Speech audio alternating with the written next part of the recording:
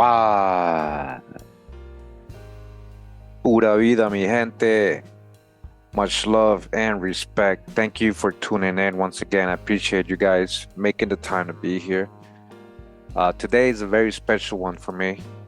We're going to be talking about Cacique Garabito, or Chief Garabito of Costa Rica, in this episode of Unsung Heroes of America. Before we get to him specifically, we get a little backdrop of the environment and of the people that was here during his time. We're talking about the 1500s, guys. We're talking about when the so-called Spanish conquistadors, slash Sephardic Jews and Moors came.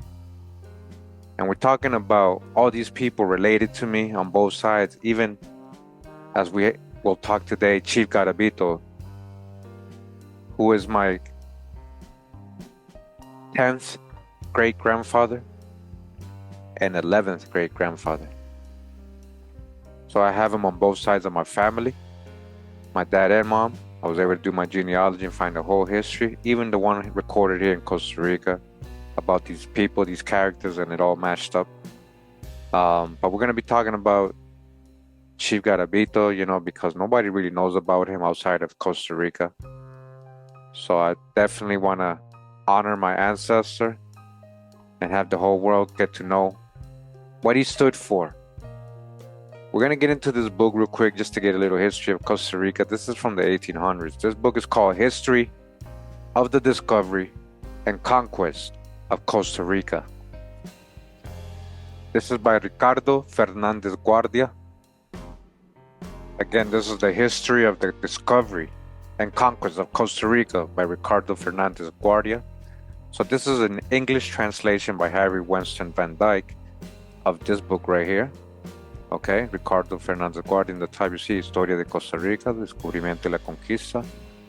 And then we have older versions, Historia de Costa Rica, during the domination of Spain, right, 1502 to 1821 by D. Leon Fernandez, published by Ricardo Fernandez Guardia, the same guy. This is from the 1880s, so they kind of all have a little bit of the same. This is the English translation. I go to page 4 of this book, and we're going to be talking about different tribes that is introducing. So this is a little introduction, a little background to the different peoples, the names they gave them when the Spanish got here and in colonial times. So we got the Corobicis. It says the Corobicis were divided into two branches, the Corobicis proper and the Votos. Both inhabited the north of the country. The Corobicis between the rivers Tenorio and Corobici, the Votos between the rivers Barba and Orosi, also on the southern borders of the San Juan River and on both banks of the San Carlos River. So, just real quick, so just in case you're not familiar with the geography of where we're talking about, we are in Central America. This is Mexico right here, and then you go down, you see Guatemala, then you see Costa Rica down here, right after Nicaragua. And this is the territory they mostly be talking about, and the Indians in this territory. So when they're saying the northern part of the country, they mean all this up here, including parts of Nicaragua. It was all one, And so this is Costa Rica right here, right? And you got the Caribbean on one side, right under Jamaica and all that, you see? And then we got the Pacific, either like the Galapagos Islands and all that, All right, so yeah, that's what we're talking about. And we're going to be talking about some of the nations here. So the Corobicis was one of them. So the river San Juan, they were talking about, San Juan. This is the border of Costa Rica, Nicaragua. That's the river. So the Votos and the Corobicis were in that northern part. The Votos were vassals of the king of the Huetares of the west. So they were vassals. They were under the Huetares. That's what I'm going to show you about my ancestor, Chief Garabito. He was a king of kings. He had a lot of people. He had all these people under him. That's how it was in the time when the so-called Spanish came. That's just what it was. It says they were governed by a cacica. So the Votos had a cacica, meaning a chieftainess, a woman or queen. The Votos, right? whose husband was a prince consort after the modern idea. He took no part in the government.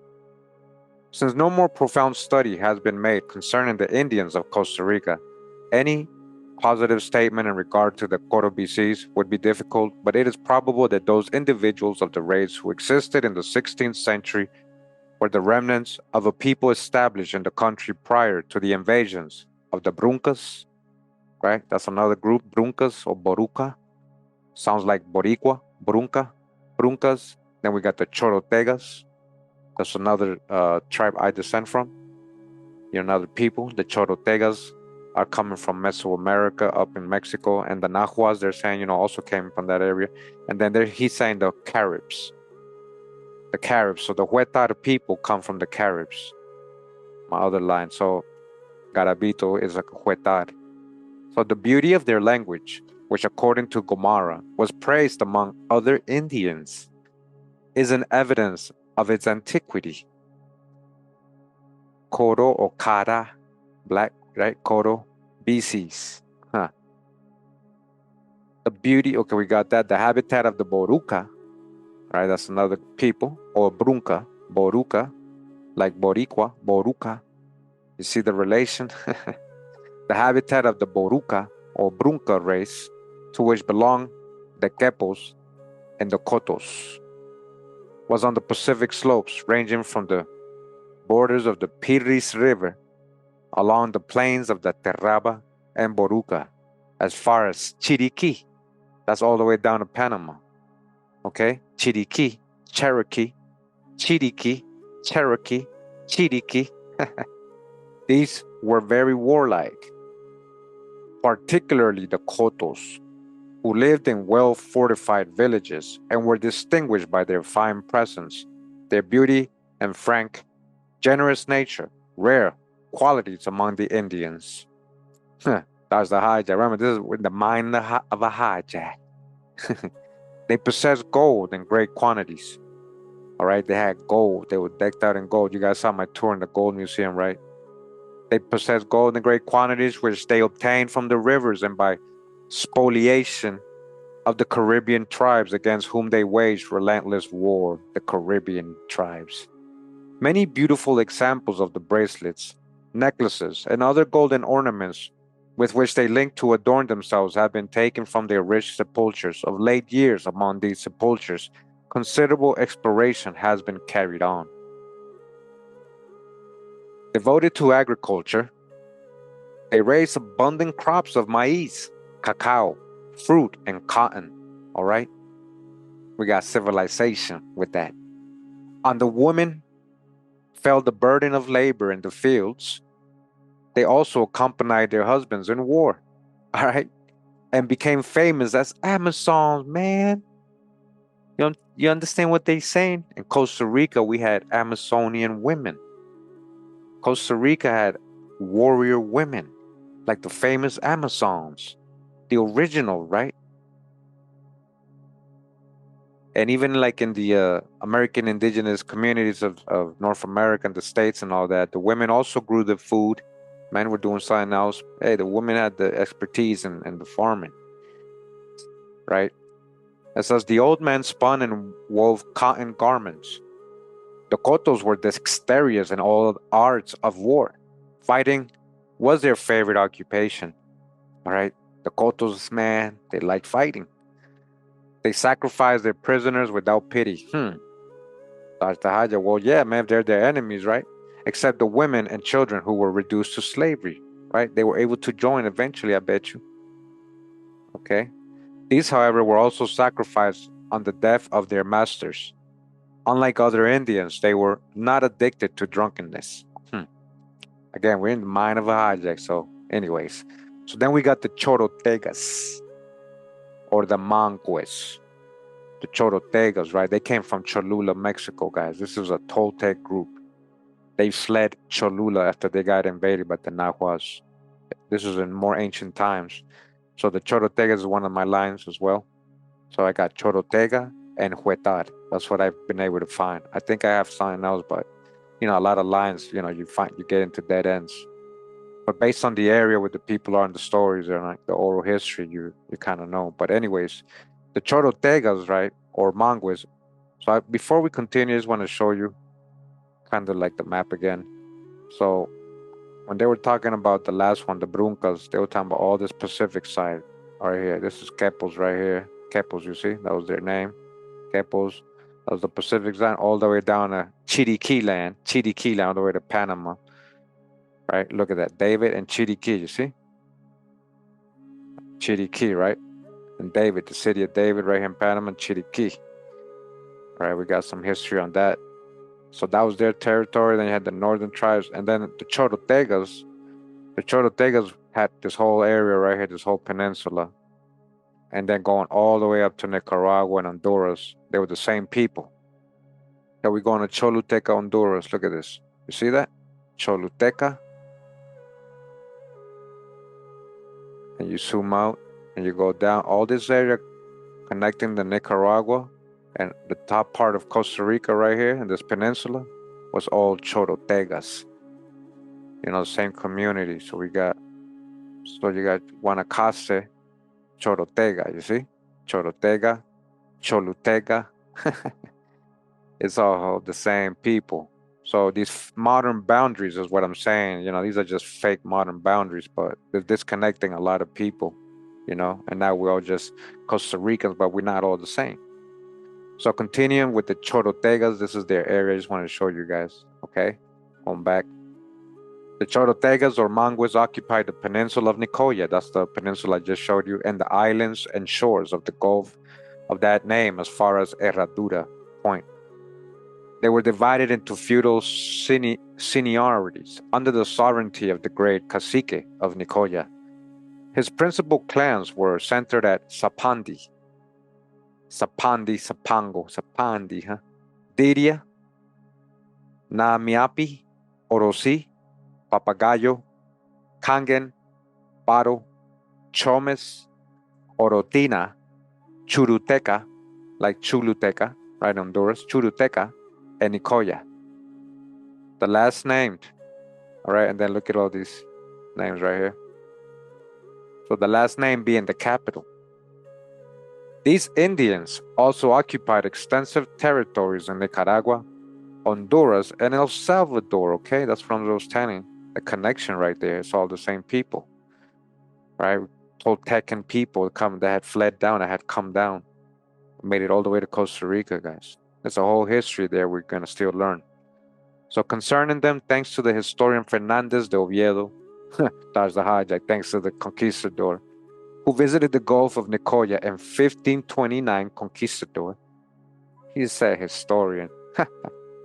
So he visited this area. We are possessed of many important facts. Of all the Indians established in Costa Rica, they were the most numerous and farthest advanced, all right? Like I said, they're part of the Toltec culture. Farthest advanced. They lived in substantial communities, boosting temples and markets. In the village of Nicoya, that Nicoya still exists today as a town, you know, one of the main towns in Guanacaste, one of our provinces over there. Alone, Gil Gonzalez de Villa, right, in the village of Nicoya, this guy, in 1522, baptized more than 6,000. Damn. Forced conversion, huh? They even possessed a currency consisting of cacao and beans. All right, that's the money right there, cacao beans. That's the money right there. And became skilled in the art of falsifying it with much cunning. Say what? By extracting the kernel and refilling the shell with earth. Say what? Yo, they were hustling like that. You understand what they're saying here? They really wrote that. They say the Indians, yeah, they had cacao beans as the currency, but sometimes they would even counterfeit the cacao beans as a hustle, man. They extracted the kernel and refilling the shell with earth, man. Of good stature they were too, powerful, all right? Well appearing and a fairly light complexion. Fairly light don't mean white, okay? And that's, again, this is from 1800s, 1900s. I know for sure these people are very copper colored as well, the Chorotega. So Oviedo wrote that, okay, supposedly, right? And this is 1529 when he went over there. So the women of Nicoya are the most beautiful I have seen in those parts, writes Oviedo, Both men and women were addicted to tattooing. Each lord thus marked his subjects with his own particular sign. The device of the Nicoyanos was the tiger. All right, so you see, tiger, you mean the jaguar. Jaguar, we don't have tigers here, we had jaguars. The Spanish used to call jaguars tigres. Anything stripes, any big cat with stripes, they would call tigres all around the world. So as they were talking about jaguars, they also pierced the ears and lower lip for the purpose of adornment by inserting bones or buttons of gold. The men dressed like the Mexicans. The men dressed like the what? Like the Mexicans, the ancient, like Toltecans. That's their family. With skirts and sleeveless cotton shirts of different colors. They shaved the front half of the head, leaving at the back a queue extending from ear to ear. But the warriors who had triumphed over an enemy in single combat enjoyed the privilege of shaving the entire head, with the exception of a small crown or tuft of hair in the form of a cone, which terminated in a sort of tassel. The sole garment worn by the women was a small apron, 3 palms long, hanging from the waist. They combed and braided their hair and parted it in the middle, the 2 braids falling over the ears. All right, you guys see that? Picture that. On festal occasions, the men adorned themselves with beautiful plumage, golden livery, and necklaces of shells and pebbles of various kinds, most artistically carved. Their arms consisted of bows and arrows, lances, hatchets, and stone maces. These last were cut with artistic designs. They wrote by means of hieroglyphics and books of parchment made of deerskin, using red and black ink. In these, they also painted plats and maps of their estates. Their principal crops were maize, cotton, beans, zapotes, and nísperos, all right, and other fruits. So we have mad fruits. I know what níspero is. That's a type of fruit we have here. So you see all these staple foods, right? In the cultivation and gathering of zapotes and nísperos, the Chorotegas possessed a monopoly, as the Nahuas had with cacao. So it was these products that constituted the basis of commerce between them. The Chorotegas also cultivated tobacco, all right, tobacco, which they smoked on certain occasions. They wove very pretty cotton cloths and dyed them with various colors for this purpose, using the dye from the Brazil wood and purple obtained from a shellfish. Also, they were skillful potters, particularly those from the islands of Chira. Oviedo relates that he took to the island of Hispaniola several samples of crockery, which for its beauty was a gift fit for a prince. Wow. They fished for pearls among the islands, all right? Who's fishing for pearls? Who's getting the pearls? The Indians, right? In the Gulf of Nicoya, and gathered great shells, which they used as spades and tilling the soil, and with which they made paddles for their canoes. When we're talking about the Gulf of Nicoya, so in the peninsula, then you got the Gulf of Nicoya right here. Right, you back up. See, that's that little water going in right here. So all that, it was the Chorotega's territory right here. You see, and the Gulf. They used to get pearls here, right? In general, these Indians were monogamous, but the nobles might have several wives. Those who had occupied the prince's bed were afterwards much sought after, for they were considered to have been greatly honored. The laws governing these Indians were so wise that even as late as the 18th century, the laws were so wise, listen, their influence was still felt. A companion of the famous Corsair, the famous Corsairs, didn't we just talk about a Sephardic Jew Corsair pirate the other day? Dampier, so we got another one right here. Dampier tells us that among them no penalty against regicide or parricide even existed, for it was believed that no one was capable of committing such crimes, you see? Wow, the way they lived in their society. The thief was condemned to service as the slave of his victim until indemnification, for the injuries suffered had been paid, okay? If you stole from somebody, you got to work for them. From the time when Gil Gonzalez de Vela appeared amongst them in 1522, the Nicoya Indians took their Christianity very seriously. Oh, man. Damn. That's the hijack, not all of them. Oviedo tells us that their prince, who called himself Nambi, required that his subjects be referred to as Christians, not Indians. Okay, well, maybe this prince sold out, huh?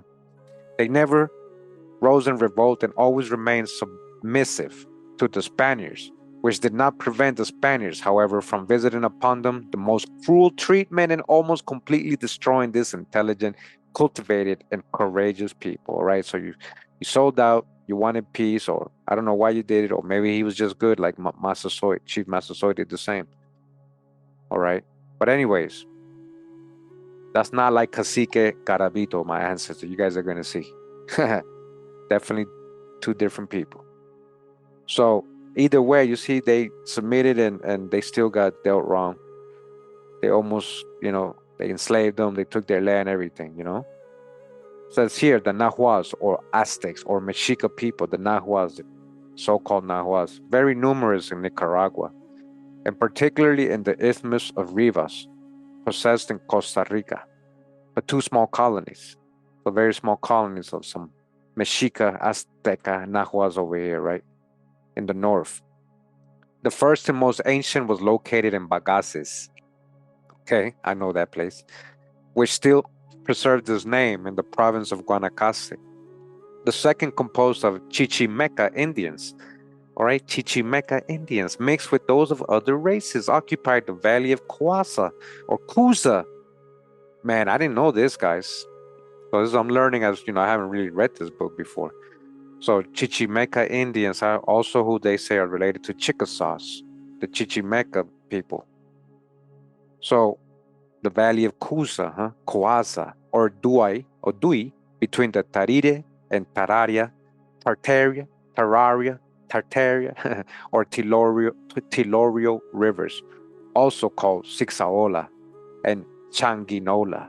Wow, Sixaola is way in the bottom near Panama. So this is like the other video I got about the Aztecs in Costa Rica, so-called Moctezuma's people working here getting gold. That must be what they're talking about. And Changuinola, also called Sixaola and Changuinola, and the island of Tojar or Colón in Almirante Bay. This last mentioned colony marks the limit reached by the expansions of the Mexicans in Central America. It is most probable that the Chichimecas of Talamanca arrived in Costa Rica. So they were Chichimecas, huh?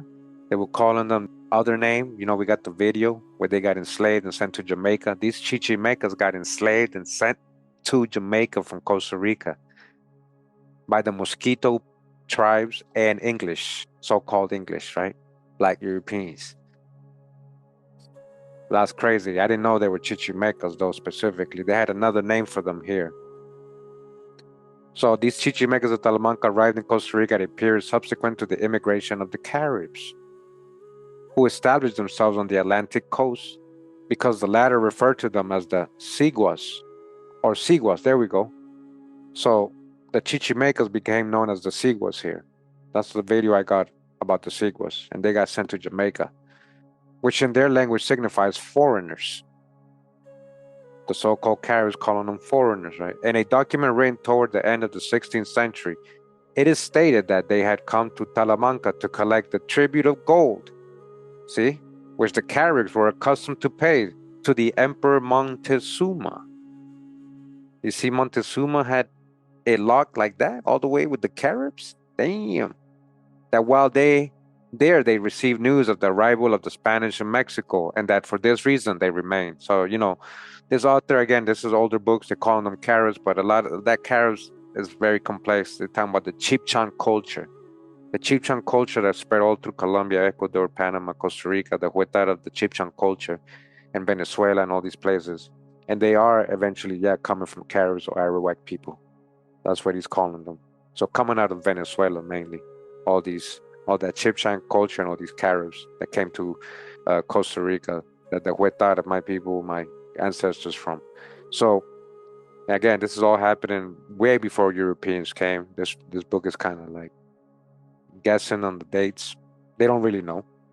They were established so much here already by the time Europeans got here. They were here for ages, all these groups that they're talking about. So you see that these Chichimecas were here getting the gold from Costa Rica from Montezuma, and that was what they used to pay, huh? that while there, they received news of the arrival of the Spanish in Mexico, and that for this reason they remained. So while this is happening, Mexico's getting invaded, Tenochtitlan, by Cortez and all that, right? So these people just stayed here. Eventually, in the 1600s, a lot of them enslaved and sent to Jamaica. The customs of the ancient Mexicans are too well known to require further description here. The Nahuas imported into Costa Rica the seed of the cacao, which was esteemed among all the Indians to such a degree that the caciques and nobles reserved the use of it to themselves. The greater part of Costa Rica, and the most salubrious, however, was occupied by the Caribs, all right?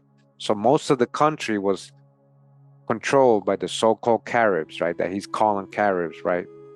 Whom Bishop Theo classified as the Huetares or Huetares, Guatares, Guatari, Huetares, huh? Huetares. That's where Chief Garabito's from, my ancestor. And Bisetas, and he called them also Bisetas, this guy, Bishop Theo. According to well-established belief, they originated in Brazil, whence they passed into Venezuela. You guys hear that? So my people coming all the way on that part of my line, you know, that lineage I got on the Huetares, in ancient times were coming from Brazil, guys, South America. Once they passed into Venezuela, later distributing themselves among the Antilles, listen, and along the coast of the Caribbean Sea, to which they gave their name. So if you're Caribbean, you got these people in you too, you know, like, you know, these people eventually became Arawak or Caribs or Taino or whatever. You see us the same people. We are the same people. We're related that way. That's what I've been trying to tell people. So this is a deeper understanding, you know, a lot of context to, you know, to know before talking about who's who and all that. You got to know the whole migration legends and stories and of different peoples. They're not all the same. Even in Costa Rica, as you guys can see, even these indigenous tribes were not all the same. They had their own stories. Some of them come from South America, others come from Mexico, Tolula, Cholula, you know, Honduras. So that's something to remember always. So they spread through the Antilles, right, along the coast of the Caribbean, to which they gave their name. The Huetares lived in the central highlands and extended themselves along the slopes of both oceans to within short distances of the coast. They formed two nations, each governed by a prince or leading cacique. The two princes who governed during the period of the conquest, all right? Who was the princes? Who was the kings governing when the Spanish came? During the period of the conquest were Garabito and Guarco. So Garabito was not his real name. Garabito was the part they had given him. They had already separated, you know, in the 1520s when they came, this dude named Garabito from Spain, and that was his territory they named, so they made him chief of Garabito, right? But that was not his real name. Either way, that became his name, like saying Poetan, Chief Poetan, which that's not his name either, right? He had a different name, but it's the same idea. Either way, that's why people remember him as Garabito, my ancestor, right? It says the domain of Garabito began at the Birija River, very near the city of San Jose, all right, the capital, now the capital of Costa Rica, and extended toward the Pacific as far as the Tilaran and La Herradura Mountains.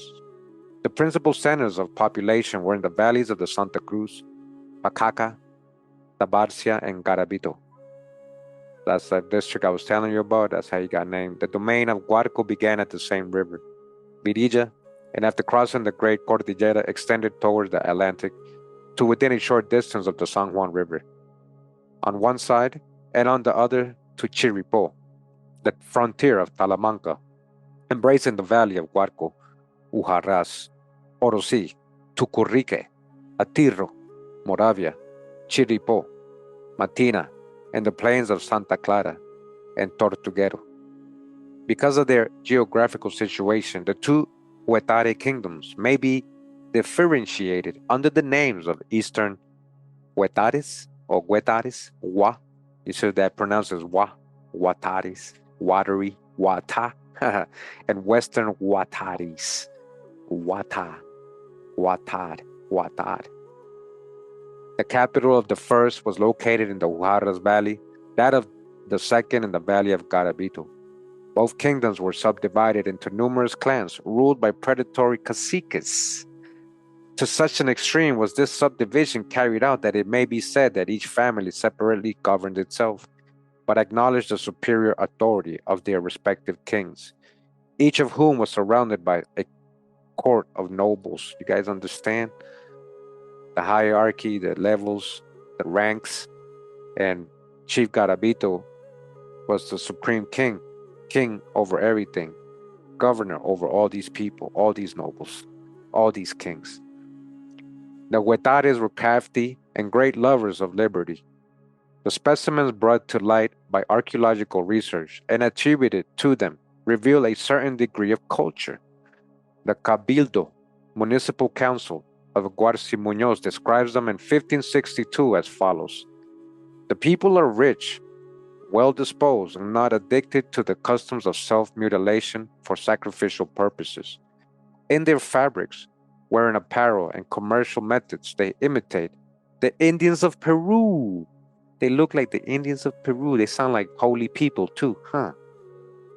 They sound like very holy, organized people.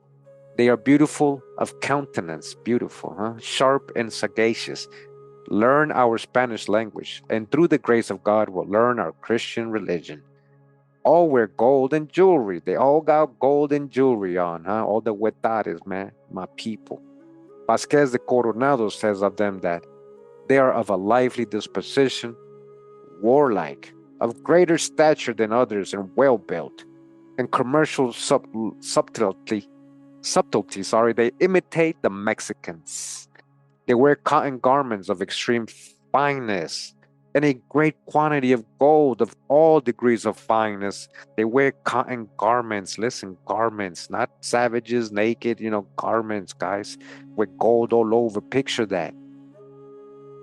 Like the Bruncas, they sacrifice persons of other races to their gods and the spirits of their parents, maybe their enemies and their prisoners, right? What they had done, what did the other people had do?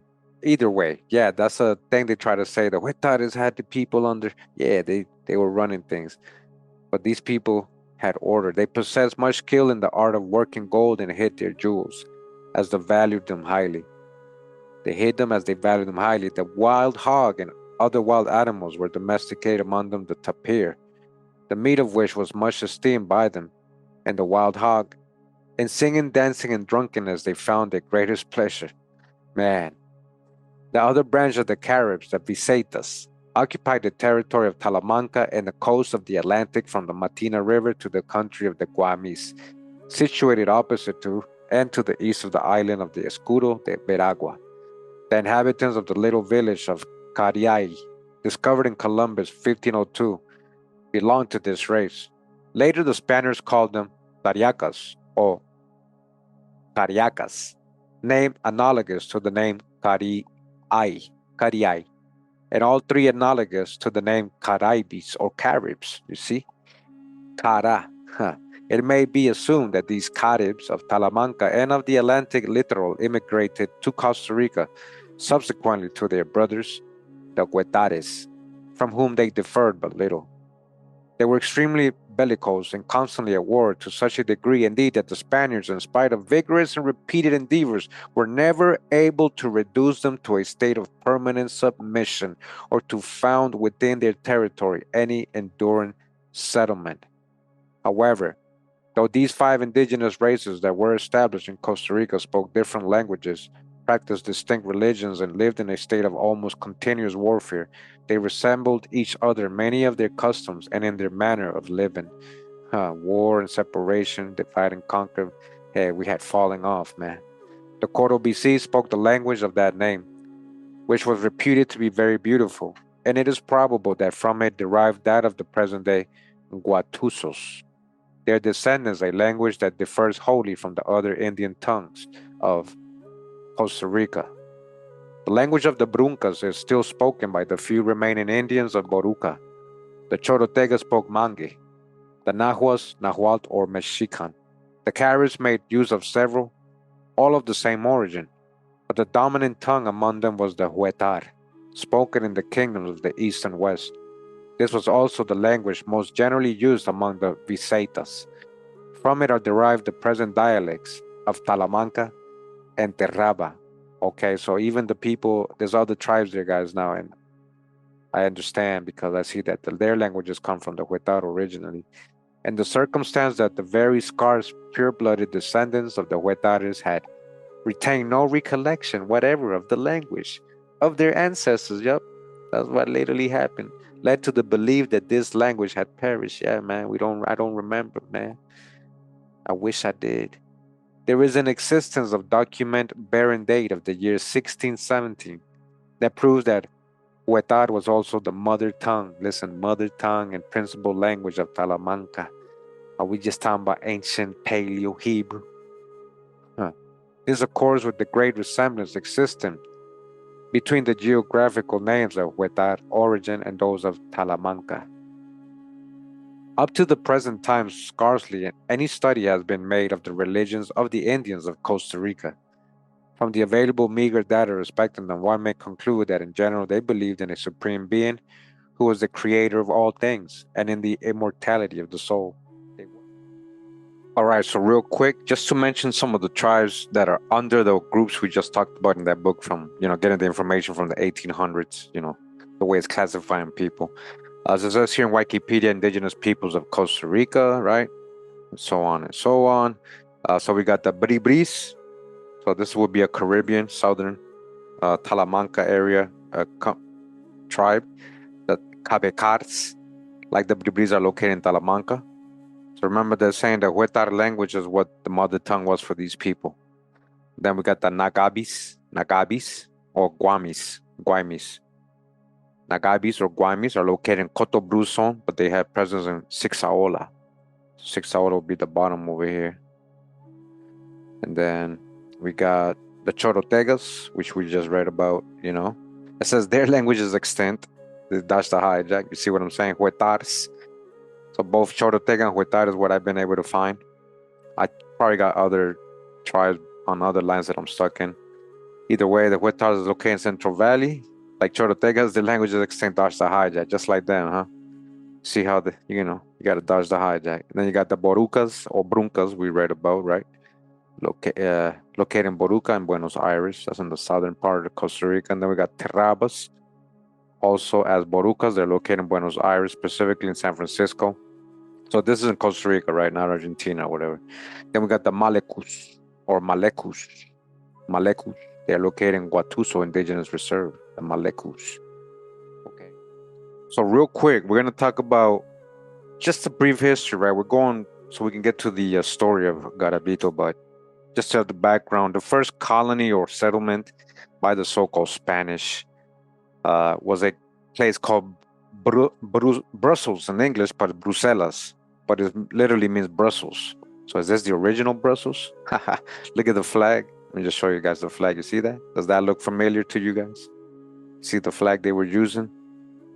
St. Andrew's Cross, huh? St. Andrew's Cross. Shout out to Drop. So it says the town of Brussels was the first town founded by the Spaniards on the Pacific coast of the current Costa Rican territory in 1524, which became the capital of the government of Brussels. Listen. Government of Brussels, the capital of the government of Brussels. Does that make sense? Why would that be over here? So the government of Brussels was an ephemeral Spanish colonial political administrative territory entity created in 1524 within the governorship of Castilla del Oro or Panama, which in turn depended on the Colombian viceroyalty, and what corresponds largely to the current Costa Rican province of Guanacaste and the neighboring cantons of Montes de Oro and Punta Arenas. That's where my family's from, Montes de Oro, my mom's side, right? Of the neighboring province of the same name, whose capital was the city of Brussels.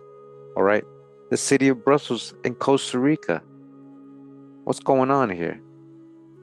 So see right here, where it says Choms. Zoom in. So this is modern day Choms. I guess there was a town there called Brussels, huh? What happened to it? All right, and so again, this is where it's at in Costa Rica. They would have to go into this gulf to get there in Choms because they couldn't come through land to conquer, so they came through the ships in Choms, and that's what we're going to read about real quick in the book we were just reading. So again, history of the discovery and conquest of Costa Rica, right? And we're in chapter 6. So it says here 1524 to 1529. From the time Pedrarias saw Gonzalez return with the treasure and heard the news of the rich countries he had explored, a project had been formulating in his mind to seize them for his own. This is on the theory of priority in discovery based on the expedition of Gaspar de Espinosa in 1519. Nor did he scruple to communicate his intention to Gonzalez himself, and added that certain vessels he had in readiness for an expedition toward the east, it was his purpose now to send to the west. Against this, the successful captain protested, stating that those peoples had already been Christianized. But such an argument could have little weight with Pereiras, who destroyed Christians and infidels alike when it was to his interest so to do. All right. So again, just this is a little backstory, and again, I'm skipping a lot of parts of the book just to get to the part, a little of the history, the background of Costa Rica before the Spaniards got there, so you can understand the environment of my ancestor Garabito, when they came. So it says Gonzalez de Villa's flight added to Pedreira's determination to dispossess him the desire for vengeance. By his orders, Captain Herrera went to Española in search of soldiers and horses for an expedition to be directed against Nicaragua. And fearful lest Gonzalez should again overreach him, the governor for a while delayed, and then with money lent by the prebendary Don Fernando de Luque, Francisco Pizarro, and Diego de Almagro, armed a small squadron and placed in command Francisco Fernandez de Cordoba. All right, so again, this Francisco Pizarro, the Pizarros that went and eventually conquered the Incas. So this is before that, guys, and you're going to see who's also with these people. All right, this is all happening in Costa Rica, Nicaragua, and this is a situation in the 1510s, 1520s, right? So among those who took part in this expedition were also the captains Gabriel de Rojas, Sosa, Francisco Campañón, Andres Garabito. So you see the Garabito last name here? That's where they got my ancestor's name from. Again, that wasn't his real name. That was the territory they named after this guy, Andres Garabito. And because he was the chief of that territory, they called him Chief of the Garabito, or became Chief Garabito. But this is where they're getting it from this conquistador who is chilling with all these other people, right? Let's continue. Benito Hurtado and Hernando de Soto. Yes, Hernando de Soto. The guy who eventually conquered, helped. He went with Pizarro to conquer the Indians, right, in Panama and Peru, the Incas, and then he went to the southeast, right? Hernando de Soto went into the southeast of North America, amongst the 5 civilized tribes people. They call them Muscogee speaking people, and the Eastern Sioux, and all these other people he encountered. So Hernando de Soto is over here in this region of the world. You see where they are? They're about to set up shop to go invade Nicaragua and parts of Costa Rica. So it's the same who was afterwards to become one of the conquerors of Peru, right? Hernando de Soto. And later governor of Cuba, right? He also became governor of Cuba and adelantado of Florida. And the discoverer of the Mississippi, Hernando de Soto, same guy. You see, there was a whole history before that, guys. Before he even he went with Pizarro to conquer the Incas. He was over here in Central America. You see what they're doing? That ends the brief history of Bruselas, right? Or Brussels, the brief history of Brussels, that first colony in Costa Rica, the first town founded by the Spaniards in the territory of Costa Rica. Okay, so a little backdrop, a little background of the history there. The first colony in Costa Rica, we're talking about the years and everything. It says the Indians inhabiting the shores of the Gulf of Nicoya and distributed among the inhabitants were treated with great barbarity. The ones they were enslaving and turning into servants, right? They were treating them very horrible. Those who did not die of fatigue from their employment as beasts of burden were forcibly taken from their lands. Listen to this, guys. Branded by hot irons, indigenous people of Costa Rica, right? Branded by hot irons and sent to Panama, Peru, and elsewhere to be sold as slaves, all right? What happened to all the Indians of Costa Rica? Well, a lot of them, right? Enslaved, just like other parts of the Americas, right? Not Africans. You see, everywhere the Spanish and Portuguese came, or went in the Americas and colonial towns, they were enslaving the local people. They didn't need to bring slaves. There's no history of them, of any of these people going to Africa. Against these cruelties, the Chorotegas, who had first submitted, later rebelled. So after first submitting, remember, the Chorotegas were trying to be friendly with them. So after all the bad stuff, they finally saw the true colors of the Spaniards. They said, man, we're going to rebel now. And many Indians of other tribes and from the island of Chita, flying from the Spaniards, sought refuge with them.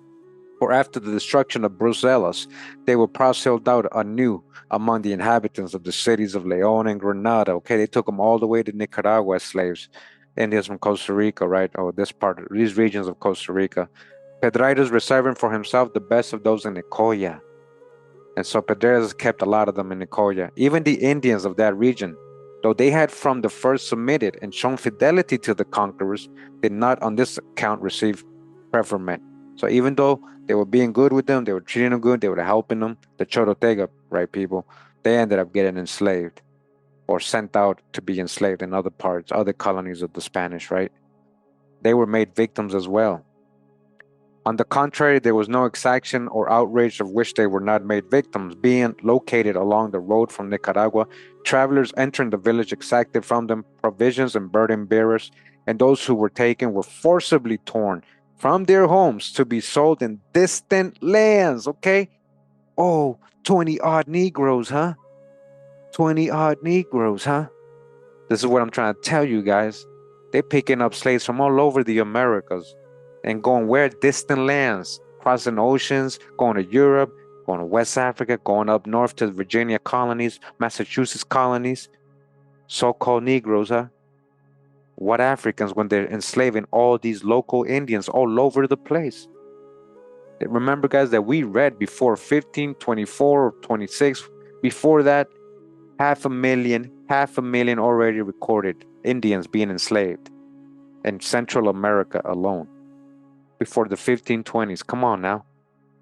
We haven't even started colonial history yet in North America, supposedly. Right? Jamestown is 1609. 1607, right? So this is way before that, 100 years before that. They're over here enslaving in Central America and South America, and all that wasn't written down. They forgot about all this. They're trying to sugarcoat all these numbers. Millions of people, guys. And what? Sold, to be sold, taken from their homes, torn from their homes, forcibly torn from their homes, to be sold in distant lands. Okay?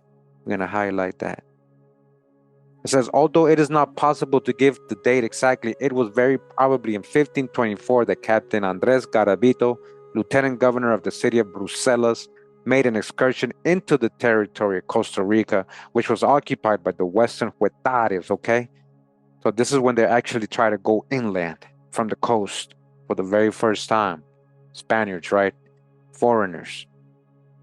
So they encountered a lot of Huetares on the way. Of this expedition, there remains no record, but the allusion made to it by the Padre Estrada Ravago in a letter wherein he says that because of this invader's presence, there the principal cacique, listen, who the principal chief or king of those Indians bore the name of Garabito.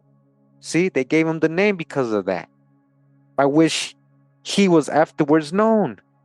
But that wasn't his real name, my ancestor. That wasn't his real name. They named him after Andres Garabito, the first guy who went in there. So, because of this invader's presence, the principal cacique, Garabito, right, and the following paragraph of Lopez de Velasco's geography, the first who entered this province, Costa Rica, was Captain Garabito, with powers conferred on him by Pedraitas de Villa, governor of Panama. The name of Garabito is still retained by a place located not far from the city of Esparza. Captain Garabito died suddenly at León de Nicaragua during a fiesta de cañas of sugarcane. During his government, Pedraitas made careful search for the outlet of the Great Lake of Nicaragua. From the moment González de Villa discovered the lake, in fact, there was born a desire to find a communication that all believed must exist between it and the Atlantic. All right, so that's why they named my ancestor, Chief Garabito, after this guy, but it wasn't his original name because he was from the area where this guy first entered and they wanted to honor him. You know that. All right, so real quick, take a timeout, little refresh. We are looking at Costa Rica again here in the map. So remember, they actually, the first colonists in the 1520s, they tried to come in through here. They sailed all the way over here in this town where it was Brussels. It was called Brussels. Today is known as Chomes, this area, right? But they were calling it Brussels, right? The city of Brussels, as we saw earlier. And then they had another settlement, but it took them literally almost 40 years, literally about 36 years, 40 years, for them to establish an actual city or town, and where today is the capital. You know, that's the Desamparados, right? The Desamparados. This is, oh, look at the bridge, see? That's an old bridge, you see that? This old world stuff here. Anyways, let me just zoom into that, you see? Old school bridge. Yeah, little tower here probably. Some old architecture. So that's right in the city. Now, according to Google Map, if we was to walk from there to there, would be 29 hours, right? But again, they took almost 40 years to finally establish another city outside of, you know, this little port area right here. And that was Garcia Munoz. Okay, we're going to go to it right now. So Garcia Munoz was a Spanish population from the province of Nueva Cartago in Costa Rica, and territories now belonging to Costa Rica. It was founded in 1561.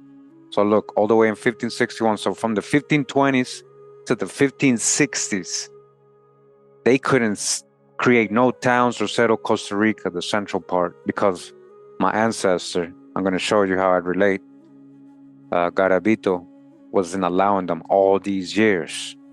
They're going to tell you about that. So it says finally in 1561, somehow they made it to the interior, where today we call the capital San Jose, and a town called the Desamparados. You know, that was Garcia Munoz. This is what it was called first in 1561, right? Juan de Cavallón and Arboleda, mayor of Nueva Cartago and Costa Rica, who had been born in 1524 in the town of Castle of Garcia Munoz, Castilla and La Mancha, Spain. It is estimated that it existed only 2 years until it disappeared in 1563. So Garcia Munoz was one of the, you see that? Oh, you saw that? What is that? So look at that. Look at that old world building right there in the middle of the mountains. Santiago and Puriscal. That's in the boonies. That's like an hour and a half from where I live.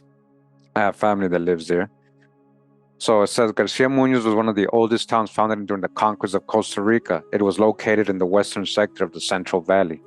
When analyzing the course followed by the first conqueror, Don Juan de Cavallón, to enter the Central Valley, and considering the topography of the region and the predilection of the conquerors for the type of roads that protected them from attacks by the natives, right? The natives, that's my ancestors' people. It is assumed that the route followed was the top of the watershed, passing through the current city of Santiago de Puriscal. I have family that lives there today still. Descending to the valley of Santana to found their city of the castle of Garcia Munoz. In 1561, the first town established by the Spaniards in the Central Valley. All right. Down here, they're talking about what I'm saying is now more known. And Garcia Munoz, it says here, it seems to show that it was located in the seat of the current city of the Desamparados, right? In the province of San Jose. So that's where it was. Why am I showing you this? Just so you have a background. So it took them almost 40 years to finally establish a little town here before they actually created their capital, Cartago. You know, Cartago's, that was the first capital, Costa Rica. Cartago translates to Carthage. It's in Spanish. Another way to say Carthage is Cartago. So, hey, and there's old world buildings there too. Now, look at the flag again, just like the city of Brussels that we had here in Costa Rica with the same flag. And they had the same flag. And even the first capital used it. Let me just show you. It says here in this other page, flags of Costa Rica, right? So it says here historical national flags from 1541 to 1821. Look. And then it changed a couple times. We were under Mexico, and then Central America was one country. And finally, when we had our own flag, this is what they made. You see that? From 1823 to 1824. Sephardic. Yeah, Sephardic. And then everything else, you see, with the Illuminati and all that. Symbols and stuff. Until modern day, right? See how it's changed? So that's our modern day flag. But originally, the first flag was this one, right? And when you click on it from Garcia Munoz, it says Burgundy Cross of San Andres, right? The Cross of St. Andrews. La Cruz, Burgundy Cross, is a shape of the cross of St. Andrew. St. Andrew, La Cruz de San Andres.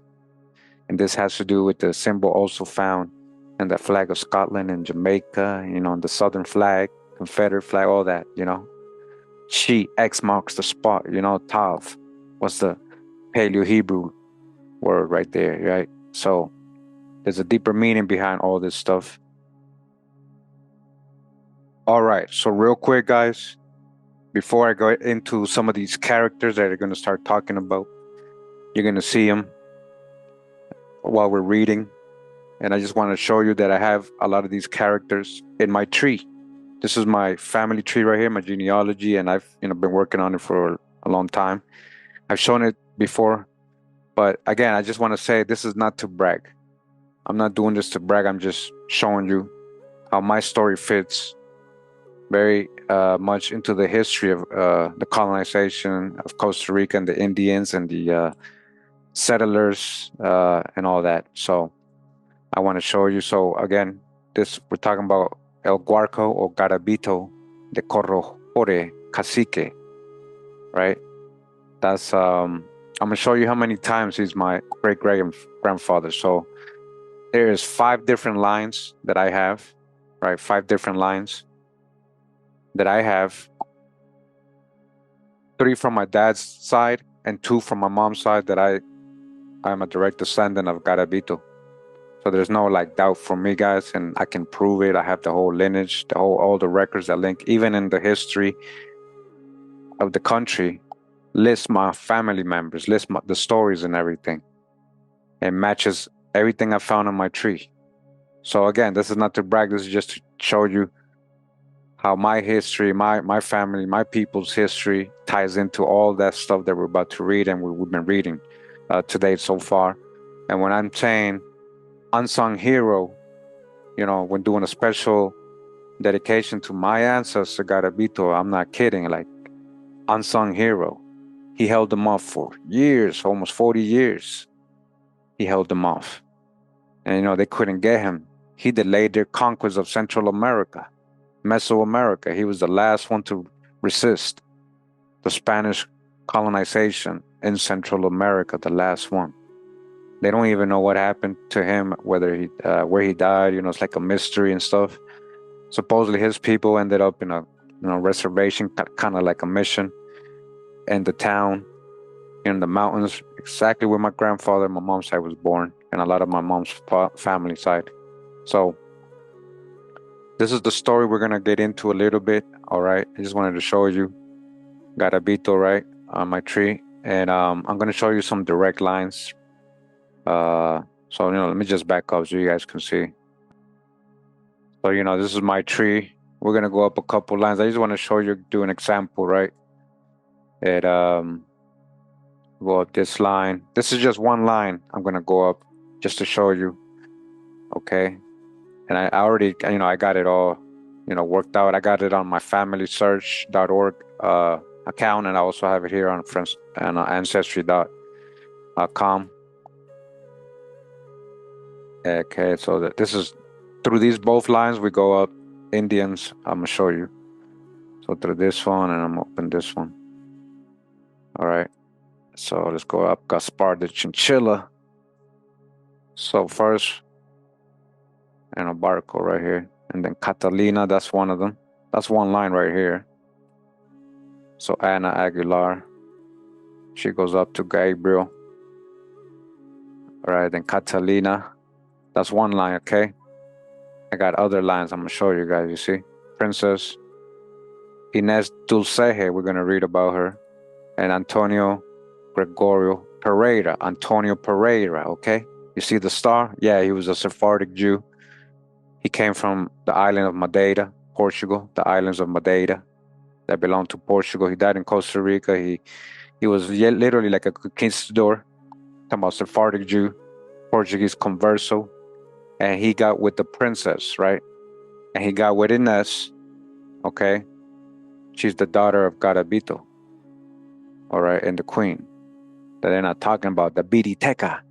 Something deep about Biriteca means warrior woman. A Biriteca was warrior women. This was an Amazonian, okay, woman that I descend from. And they dispute her name.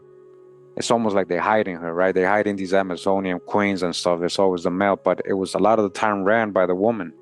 And there's a story that Garabito most likely had rulership because of what, he got through his mom's side, the rulership, his matrilineal side. So either way, that's just one line. I'm gonna show you a couple things right here. All right, so just so we can have a reference, we're gonna go through a couple lines through Catalina's lines and through Lorenzo. So here's in this case, Lorenzo is my 11th great grandfather. On this would be on my mom's side, right? Through a line. This is the line that it goes down, right, to get to me. All right. That would be my grandfather here, the last one. Okay, so that's through my mom. And then we got another line through Lorenzo, where he's my 10th great grandfather, Lorenzo Pereira, right? And again, this is a whole other line. This goes down to my dad. All right, this goes down to my dad. Again, all this is recorded. There's records for the whole line, all the way up to get to historic parts where it's recorded in the country. So literally, I can trace myself to all these lines, right? So let me move on. I got another one here, Catalina, right? So Catalina again. That was Lorenzo's. Then Catalina is his sister. They're both children of Antonio Alvarez Pereira Gregorio, right? Gregorio. Literally, my dad's father name is Gregorio. So they still kind of carried something. And then my other ancestor, the Princess Inés Dulceje, she's very historical here in Costa Rica. Okay. So we're going to go down Catalina's lines now. So you saw there was 2 lines on Lorenzo's side, which I go to Garabito, right?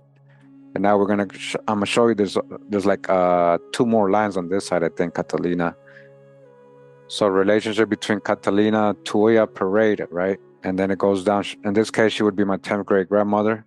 And this would go down to my dad. That's on my dad's side.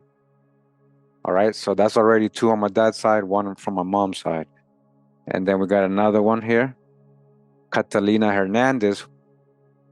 And this is, as you guys can see here, the daughter of Ana Aguilar Espinosa, right? You see it to the right here, where I have the pointer. It says Catalina Hernandez Barquero, right? That's who we're looking at right now. That is the daughter of Ana Aguilar, who is the daughter of Gabriel Aguilar Pereira, who is also Gabriel Aguilar Pereira, right here, Catalina's son. So through Gabriel's 2 different lines under Gabriel is what I'm trying to show you. So Maria Espinosa is the sister of Anna, right? This Anna Espinosa, right? Here's Gabriel again. And that's why this other Catalina, which is the daughter listed down here, is carrying her grandma's name, Catalina, that Indian, right? And now she's Catalina Hernandez Barquero. And that's another line, right? She's my 9th great grandmother here. It goes down to my mom's to a different way. It goes down to my mom to a different way. All right. So that's 2 from my mom and 2 from my dad. Right. Okay. And then we got Gaspar Miguel de Rojas, 2I. That's another son of Catalina, right? I'm going to take you to the tree so you can see. So again, here's Catalina, right? And then her son Gaspar, right here. That's my ancestor as well. Going down his line is what I'm going to show you right now. So relationship between Gaspar Miguel de Rojas to I. Right, you go down here, he will be my 9th great grandfather in this line. That goes down to my dad. Again, 3 different lines in my dad's side. I descend to Garabito. And on my mom's side, two lines. So in total, 5 different lines that I am a direct descendant of Garabito. And I got all the records to show for it. So real quick, let me just show you, for example, I'm going to go down, I guess Catalina's line since it's open, right? I'm going to go down and I'm going to come all the way over here. So to these 2 different people, I descend some Indians. So through this line, Francisca Gomez Rico, I go see to Maria Pereira. That's a whole other line I didn't even talk about. Oh yeah, Maria Pereira, I did show you that. So Maria Pereira is the daughter of Lorenzo, okay? Lorenzo. So, see, Lorenzo. So Maria, and then her daughter Francisco married Marcos Chinchilla, right? You go at Marcos Chinchilla, and you come to these people, Gaspar Chinchilla and Catalina Palacios, right? Go up Palacios side. And then you got Matias de Palacios. This is historical people. This is written in the historical books here in Costa Rica. And then you got Luisa Hernandez, who's another known princess. She is the daughter of the queen of the Chorotega. And at that time, it could have been the person known as Nanda Jude. That's still, I'm trying to dig behind that. But that's what a lot of the hints were saying. A lot of the other families were putting. And I looked it up, and it does say that she was the principal queen of the Chorotega, Nanda Jude. So this is the time when the conquest was happening. All right. And so this is a whole other tribe, the Chorotega, right? So what I was showing you before with Garabito. So Garabito is from the Huetar people, right? The Huetar Indians that we read about earlier. All right. And we go out again, go through a different line of mines. All right. And you got the Chorotega queen. And the conquistador, Domingo Hernandez. So this is all historic, guys. I was able to verify this, conquering. And I took the queen, had a kid with her, Luisa Hernandez. This is historic. I'm going to show you guys. It's written down. And then, that's a whole other line, which is this one right here. Okay, Luisa Hernandez, going down all the lines, all these. I got the whole thing traced, all this I can verify. That's my grandfather right here. That's my great grandma, and so on and so on. Right, Luisa Hernandez, and then her mom, the Chorotega queen. Okay, I got Chorotega in my blood, and I got Huetar in my blood. Apart from the Sephardic Jewish, conquistadors that were coming. So I just want to go ahead and show you one interesting thing. You see, I didn't put these symbols here. When I was creating the tree, these symbols came already. People know that he's a Sephardic Jew, this guy, Antonio Gregorio Alvarez Pereira, who married the princess, the daughter of Garabito. Pereira, right?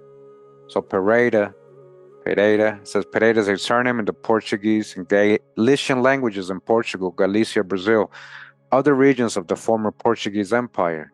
And among Galician descendants in Spanish-speaking Latin America, the adoption of this surname also became common among Sephardic Jews of Portuguese origin and was historically spread throughout the Sephardic Jewish diaspora as a new Christian surname, Pereira. All right? So yeah, that's what I'm trying to show you. This guy was one of my ancestors that got with the princess.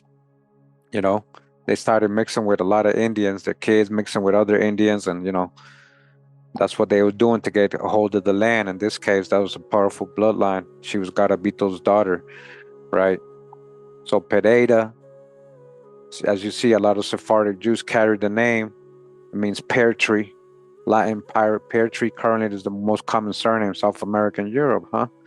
It started as noble Christian toponym in the Middle Ages, taken from the feudal state of Pereira, Portugal. So Portuguese Sephardic Jew, you remember what they were saying? Very dark complexion people. Now Peri, I want to show you something, right? Peri, what does Peri mean? Peri refers to pear tree. It's the same thing, right? Look what it says here. There are some variants in the Romance languages. Pereira. All right? Pereira, Pereira. Pereiro, Pereiro. Pereiros, Pereira. Pereira, Pereira. Pereiro, Pereiros. The Norman French Perur, quarry, possibly referring to a quarryman, okay? So Peri has some resemblance with the Portuguese common surname Pereira, which means pear tree in the Portuguese language, all right? The Pereiras and Peris, a lot of time they anglicized.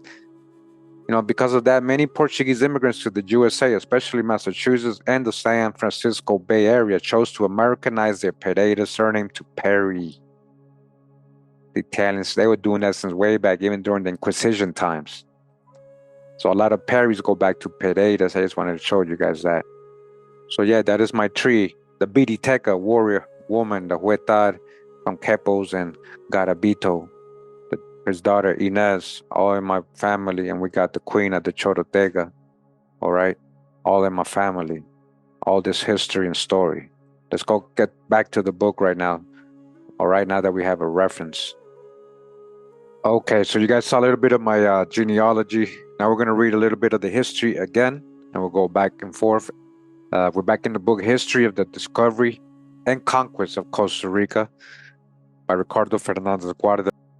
This book uses primary sources, and this is a translation in English. But remember, they had a Villa of Brussels, or Villa de Bruselas in Spanish. And then eventually, you know, this was in the 1520s, right? And that, you know, they failed both times. They tried to make this a permanent settlement. And then eventually in the 1560s, right, 61, they created Garcia Munoz inside the country where today is the capital for the first time. Okay, all those years. And in between, we had all these characters. Remember, we're going to be talking about real quick on page 200 of this book again. You know, they just get into the Central Valley in the 60s. This is one of the expeditions that helped them get there. It says this expedition got as far as the Valley of La Cruz, where it encountered such a considerable body of Indians that Gallego resolved to turn back and send for Cavallón, who came up with the rest of the force. As soon as the Alcalde Mayor arrived in the Valley of La Cruz, he dispatched Portuguese Major Antonio Alvarez Pereira to look for Coyote Valley, of which he had heard. Major Antonio Alvarez Pereira. Antonio Gregorio Alvarez Pereira, the Portuguese, right? And this specific line, 11th, he's like 10th or 11th or 9th great grandfather, you know, depending on the lines, or 12, whatever. And you guys saw the lines. So we're talking about this guy who eventually got with the princess, the daughter of Garabito, which became known in history as Inés Dulceje or Dulceje de Corrohore. Okay, that's where the Garabito blood comes in many of my lines, as I showed earlier. So going back to the book, we're talking about that this guy is a historical person. Okay, the Portuguese Major Antonio Alvarez to look for the Coyote. Pereira discovered it and having brought back the cacique. So Coyote Valley was the Chorotegas he was fighting at that time. Pereira discovered it, having brought back the cacique of that country as a prisoner. The latter's subjects came into camp to proffer their services. Cavallón gave to the valley of Coyote the name of Landecho, and with the help afforded by the Indians, was enabled to continue his march into the interior, where in the last days of March 1561, he founded the city of Garcia Munoz, all right, that's the city I was telling you, in the Central Valley, Garcia Munoz. In 1561, it took him that long, from the 1520s, guys, all the way to 1561 to finally have another town or a settlement. And this is in the Central Valley of the middle of the country and what today is the capital, San Jose, right? So we skip a little bit, goes into the history of Garcia Munoz and what happened to it. And then right down here, it says, at all events, it is a fact that it was not until after the conquest of the provinces of Coyote, Garabito, Pacaca, Curiraba, Tiribi, and Yurusti that Cavallón laid the foundations of the town of Los Reyes and the port of Landecho. As has been stated above, the territory of Costa Rica was but sparsely inhabited. The Indians sowed maize only to the amount that was necessary for their own immediate needs, and they were therefore unwilling to share it with outsiders. Cavallón was unwise in establishing the city of Garcia Munoz on the sterile llanuras, flat plains of Turucares, swept as they were by the east winds and far removed from the sections populated by the Indians. It was therefore extremely difficult to provision the city, it being necessary to cover great distances in search of food supplies, and in many instances to take them by force from the Indians, who naturally tried to defend them. As Carbajol carried a heavy hand, hostilities soon broke out between the invaders and the legitimate proprietors of the land. So check it out. Antonio Pereira, okay, check it out, here he goes again, made an excursion to Pacaca, where many Indians fell into his hands. All right, they use this guy a lot, and he's a Sephardic Jew, but most people in Costa Rica don't ever heard of him as one of the main conquistadors, and he was one of the main, like, helping them really establish themselves, like really all over the country. Because he was Sephardic Jew, nobody really knows, Other names are thrown out, and that's it. Like maybe two conquistadors people know about that came to Costa Rica, and that's it. But this guy, Antonio Pereira, Portuguese Sephardic Jew, born in the Madeiras, made an excursion to Pacaca where many Indians fell into his hands, among them Quizarco. So that's the cacique that he brought back, a brother of Coquiba, the principal cacique. So these are Chorotega people they're talking about at this moment. So Cavallón caused Quizarco to be beaten and thrown into chains. Wow. Cavallón, see, that's the guy, that was the head guy. He's the guy that gets, mentioned, Cavallón, and this other guy, Coronado, Vasquez de Coronado, but not these other people who actually helped him and were the foot soldiers. So they caused him to get thrown into chains, you see, Cavallón. Ignacio Cota, at the head of another expedition, crossed the Cordillera and discovered the Central Plateau, the Huarco Valley, where today lies the city of Cartago. That's where they made their first capital. And the hamlets of Co, Ujarasi, Orosi, Corosi, and Ubu Shibuks, a lot of Indian, that's all Indian territory, all the whole country, guys. This expedition passed through enormous hardships. Again, Antonio Pereira left Garcia Munoz, that first town, right, where she helped found, to go in search of Garabito. They're after Garabito. This is the only one they can't stop all these years since the 1520s. Since he was beating them as soon as they got here, established their city, Brussels and Brussels down there, and Choms. So it says that cunning and turbulent old cacique, Garabito, huh? Guys, again, both of these characters right here are my ancestors in many different lines. Okay? This is what I'm trying to show you. This is what a lot of us have. We got both sides in it. So again, here goes Garabito, right? His daughter Inez, maybe possibly by force, by Antonio, forced to have kids with Antonio, connect them to the land, the ties to the land through the woman, through the matrilineal line. So again, Antonio Pereira left Garcia Munoz to go in search of Garabito, that cunning and turbulent old cacique, man. They can't get him, man. He's turbulent. He's cunning, he's wise, he's cunning. He was the king of kings when they got here. He wasn't just a dictator. People try to make him today. This guy was ruling, king of kings. He was very cunning and turbulent, old cacique, man, who was the principal leader in the resistance to the conquistadores. All right? And that's why I want to honor my ancestor right here, Garabito. He's the last of the people in Central America who resisted the conquistadores. He held back their conquest of Central America for many years, almost 40 years. Okay? So unsung hero nobody knows about.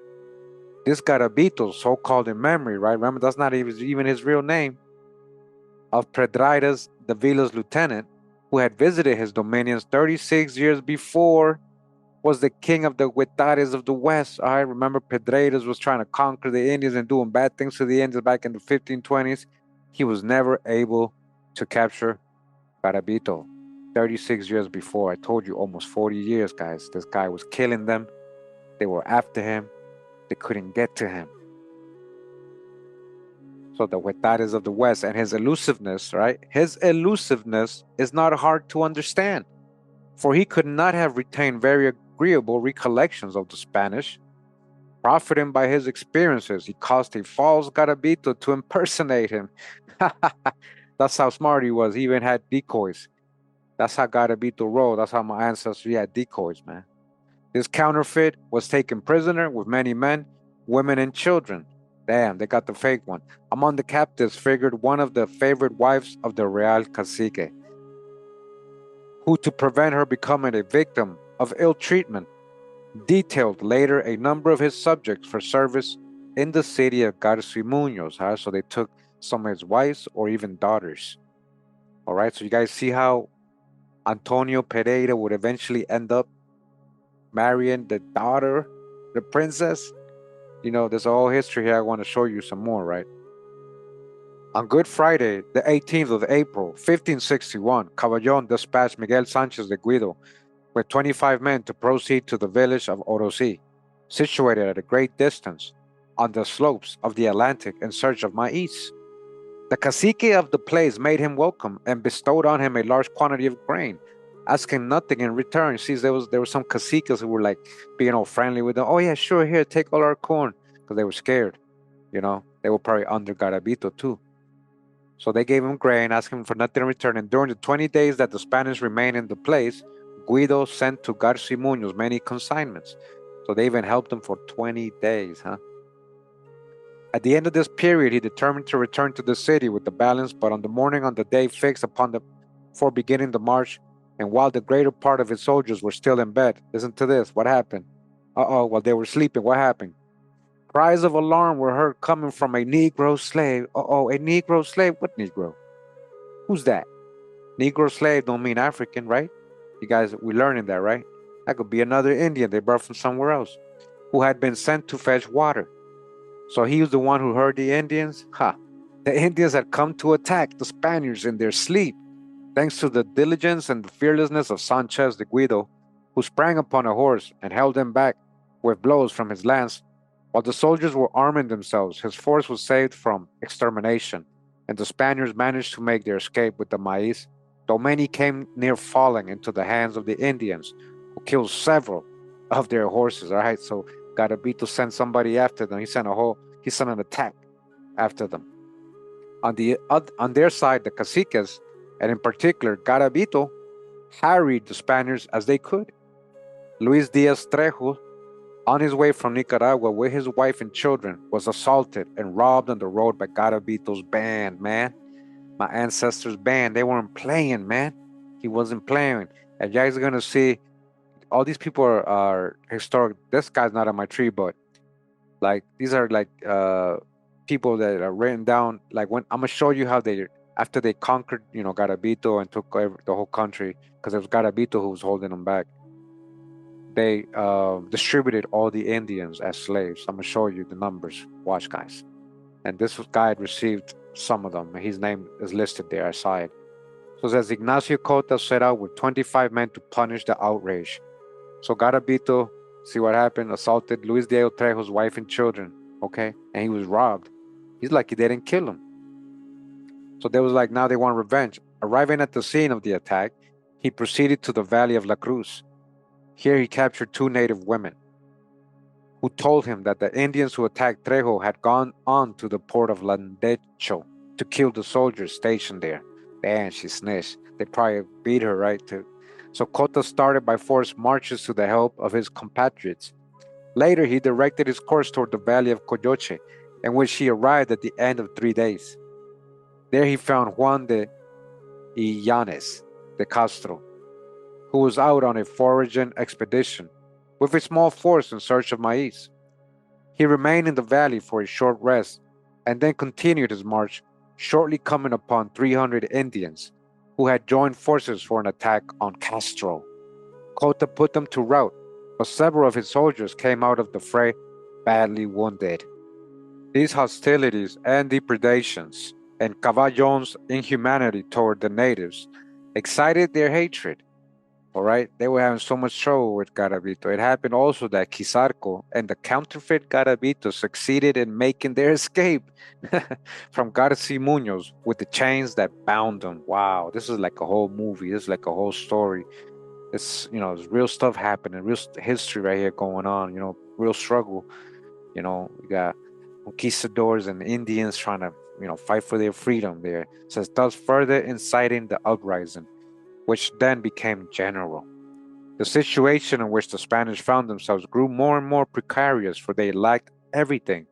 In this state of things, Cavallón received advices from Guatemala that the king had appointed him fiscal, attorney general of the Audiencia, and as a consequence, disillusioned as he doubtless was concerning the far famed riches of Costa Rica, and being without money wherewith to continue the conquest, he preferred to abandon it and return to the bosom of his family. You see, he failed. He failed his mission. As a soldier, he failed his mission because of Garabito. All right, Juan de Cavallón, man, you failed, man.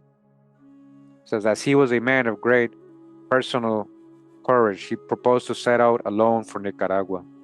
But Captain Diego Caro de Mesa succeeded in persuading him to accept his escort with 3 picked soldiers, a circumstance that saved his life.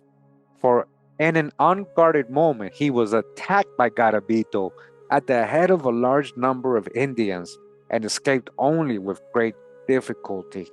He's like, oh, you're trying to escape? Garabito went after him.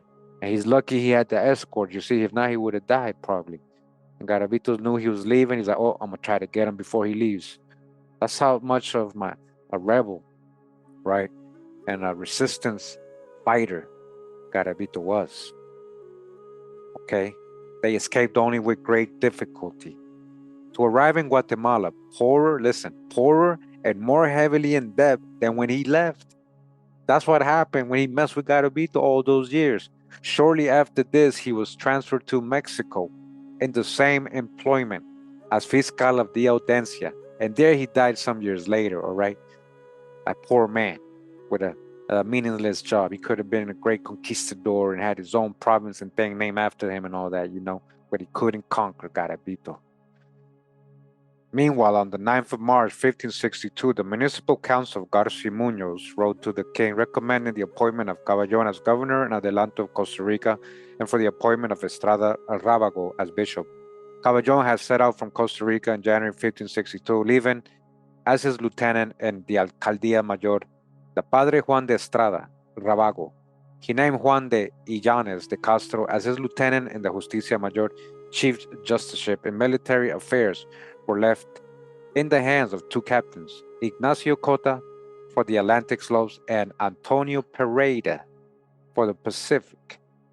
After a lapse of several months, Estrada Rábago, accompanied by Aguciana de Gamboa and a few others, had rejoined Cavallón, bringing with them from Nicaragua horses, cattle, provisions, and clothing, which he generously distributed among the soldiers.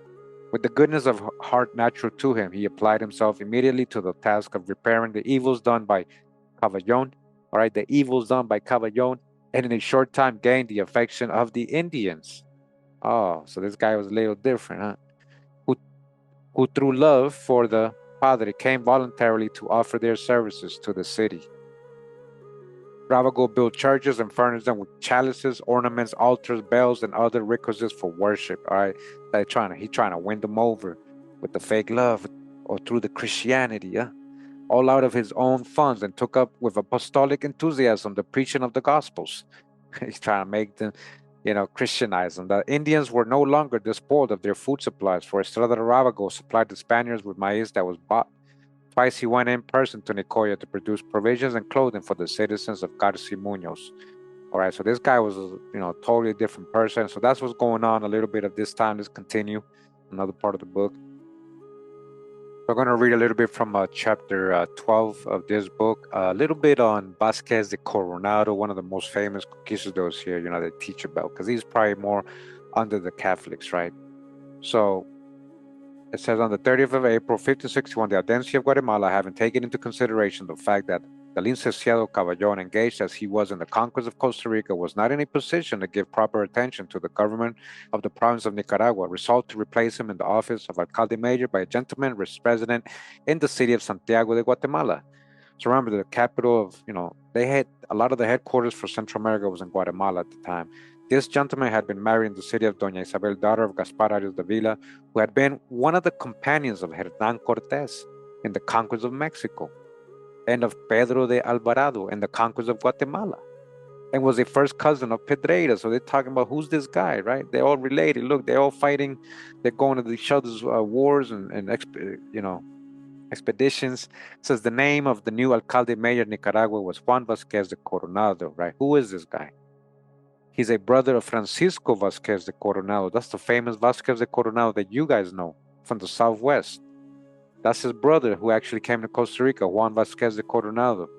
So his brother, Francisco Vasquez de Coronado, who had been governor of Nueva Galicia in Mexico and leader of the famous expedition, listen, that set out in quest of the chimerical 7 cities of Cibola, which had been told by the Fray Marcos de Niza, all right? Yeah, that's whose brother that is. Okay, you guys get it now? The guys who were with Estevanico, Francisco Vasquez de Coronado is Juan Vasquez de Coronado's brother that came here, right? So Vasquez, another conquistador that kind of was after Garabito. I just wanted to mention him real quick. Let's continue. A little bit ahead, it says here how the inhabitants of Garcia Munoz, that first settlement inside the country in the middle, the 1560s, the people there in Garcia Munoz and of Los Reyes was most precarious, and as much because of the great scarcity of provisions and the clothes as because of the hostility of the Huetar caciques. They weren't leaving them alone. Garabito gave them trouble, so that the colony became speedily more and more depopulated. The soldiers returning one after another to Nicaragua, in spite of the endeavors and goodwill of the Padre Estrada Rábago. Vasquez de Coronado, in an effort to stay the desertion, sent out his lieutenant in the Alcaldía Mayor Juan de Ovalle in a vessel with 50 men and supplies, and later sent after them another and larger ship containing more provisions, all right? So they're going through hell, actually, in this colony, right? In Garcia Munoz, inside the capital, surrounded by all these Huetar Indians, right? It's not really going well, okay? So when this guy arrives, all the people are happy, it says here. So it says after a 3-day trip, he arrived at Garcia Munoz, where he was received with enthusiasm and much feasting.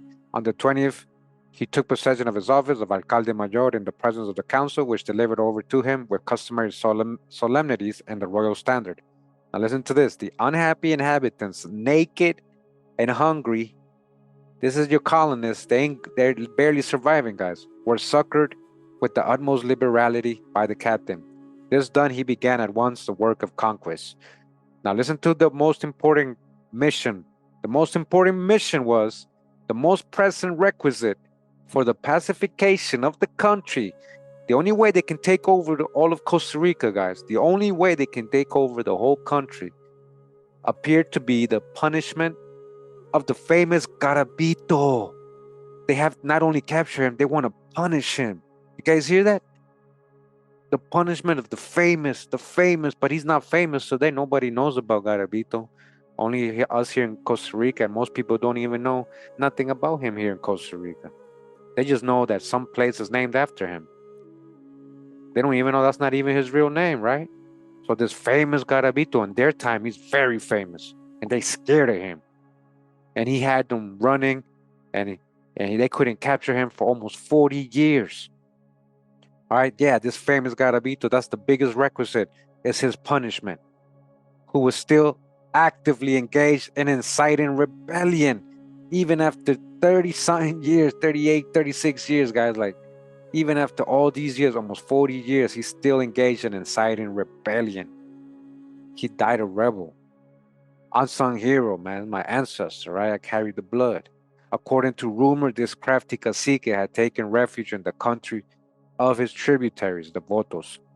First, Vasquez de Coronado instituted proceedings against him for his many offenses, among which were the attack upon Cavallón during his return voyage to Nicaragua and the killing of a soldier who had been taken prisoner. Garabito was condemned to capital punishment and war was declared, right? They declared war on Garabito. Man, Vasquez in the fight now. Vasquez de Coronado, the big bad conquistador, the brother Francisco Vasquez, right? The guy who went searching for the cities of gold, Cibola, the 7 cities of Cibola. Yeah, that the same guy's brother, big bad wolf. Now he's like, I declare war on Garabito.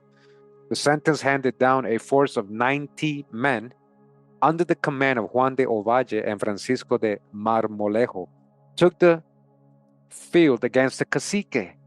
All right, against my ancestor Marmolejo with 40 soldiers arrived in the Votos country and was well received by the cacica, the chieftainess of that localities, who gave him supplies of maize, wild turkeys, and wild hogs. Come on, man, you see? Now they arrived at the Votos. Remember, that's a whole other Indian group. And she was friendly with them. She helped them. And they were after Garabito, and she's helping them. Come on, man. You see, this is really why Garabito eventually couldn't resist anymore, right? After all those years. And he was old age now. He's old age now, right?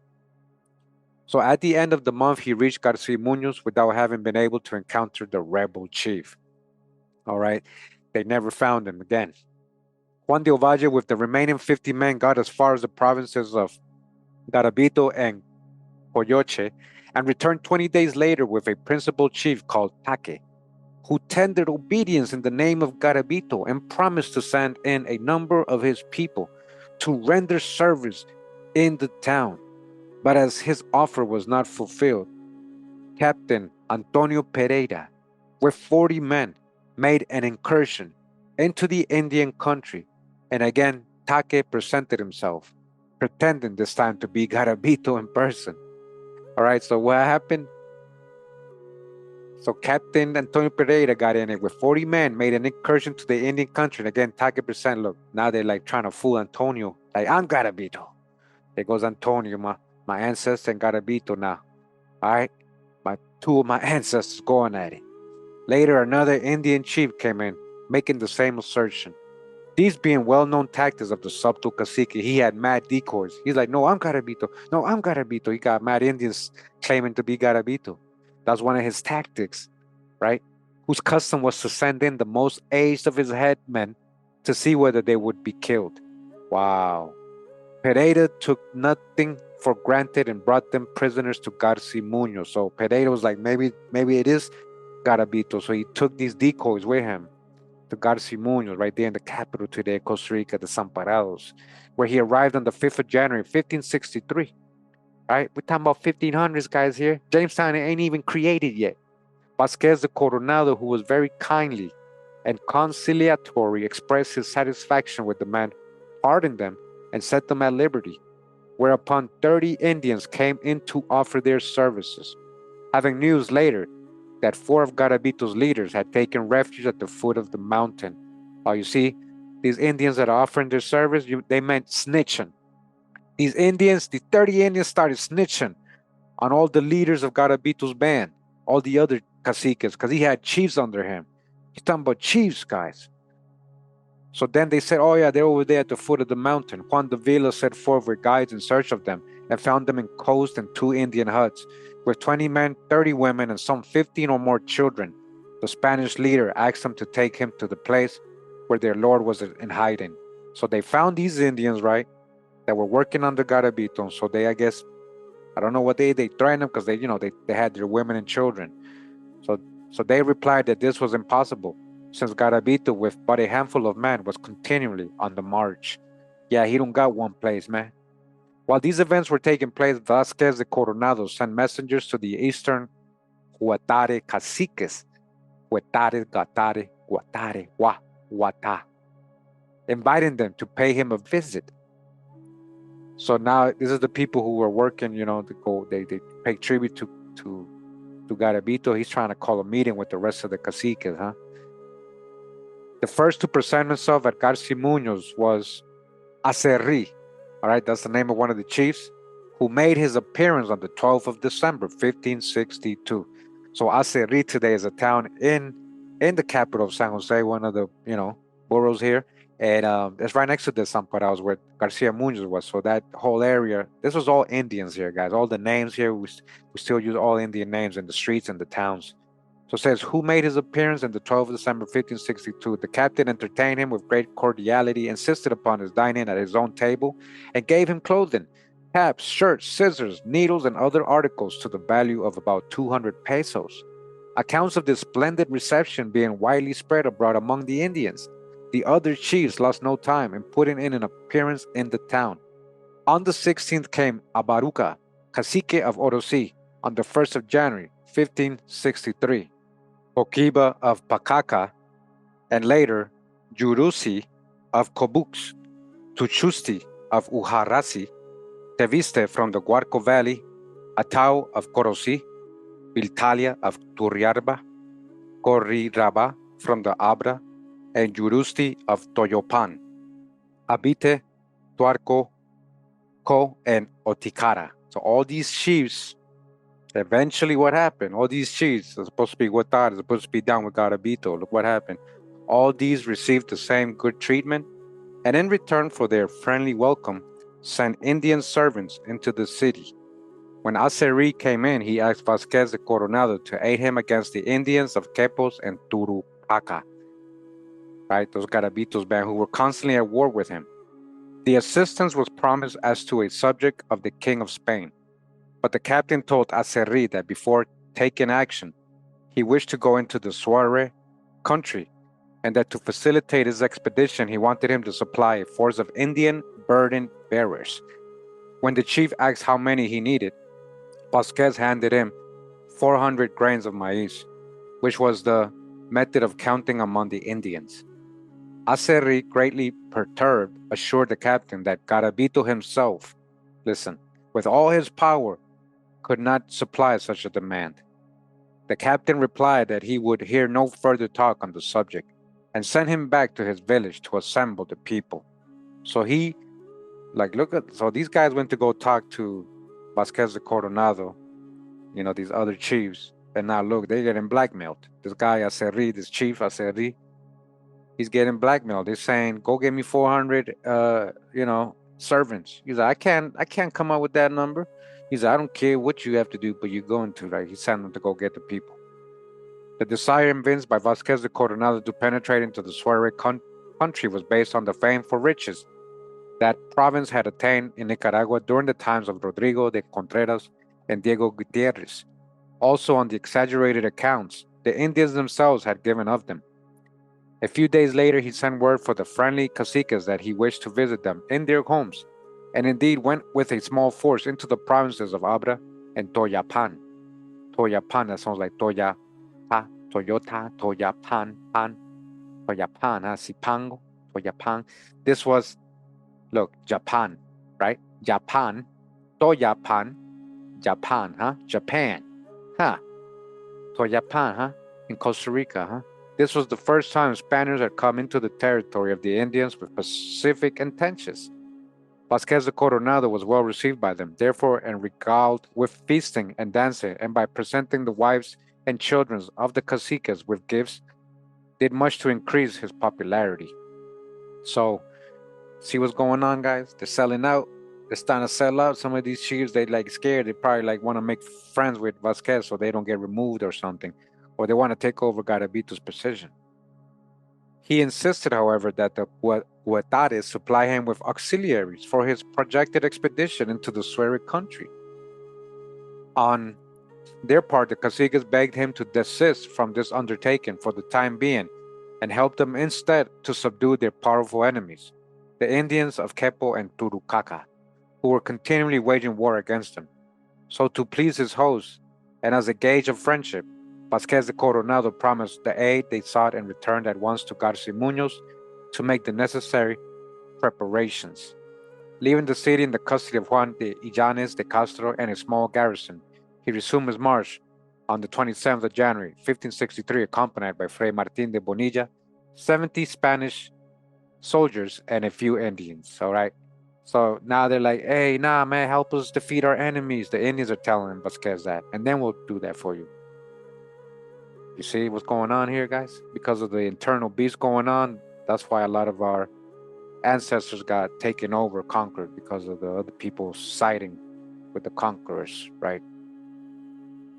So we're gonna go a little more ahead. It starts talking about, Vasquez with these, friendly Indians going in after their enemies into other territories of Costa Rica, and they reached the area called Quepos, and they eventually countered the Cotos. And there's a lot of history and information about the Cotos, but we're gonna read a little bit because it's pretty cool. It says the Cotos were a people of great cleanliness. They were very clean people, the Cotos, frank and loyal. They inhabited the northern borders of the Gulf of Dulce and were very rich, possessing so much gold that they could afford to be most lavish in their gifts of the precious metal. Also, cotton clothing, a fine texture. Listen, this is a very advanced people, clean. They had gold. Pay attention. Picture these people dressed up in a nice jungle temple, just like how they show us Atlantis and these mythical people living in the golden age. Look, this is happening here. Very fine cotton clothing, right? Cotton clothing, sorry, fine texture. Great plantations of maize, beans, and all kinds of fruit trees. All kinds of fruit trees. This is a paradise. People living with gold, with plentiful surplus food. Very clean, frank, and loyal. You guys hear this? The tapir, deer, and wild hog abounded in their country, and in the rivers were many fish, particularly trout and shad. They slept in hammocks and used rustic seats and finely wrought earthenware, the pottery, being extremely warlike. They were warlike. The Cotos were warlike. Their bodies were covered with scars, relics of the continual hostilities waged against their neighbors and the effort to despoil them of their treasure. Okay, their neighbors wanted the gold they had access to. It was their custom to kill their male prisoners and keep their heads for trophies. Women and children were reduced to slavery and were invariably sacrificed at the death of their masters. To the old men and the women was assigned the work of tilling the soil. The women also accompanied their husbands to the wars, handed them their war clubs and lances during the combat, and threw rocks at the enemy. For this reason, the Huetares dubbed them Biritecas, or Amazons. You see, Biriteca, right?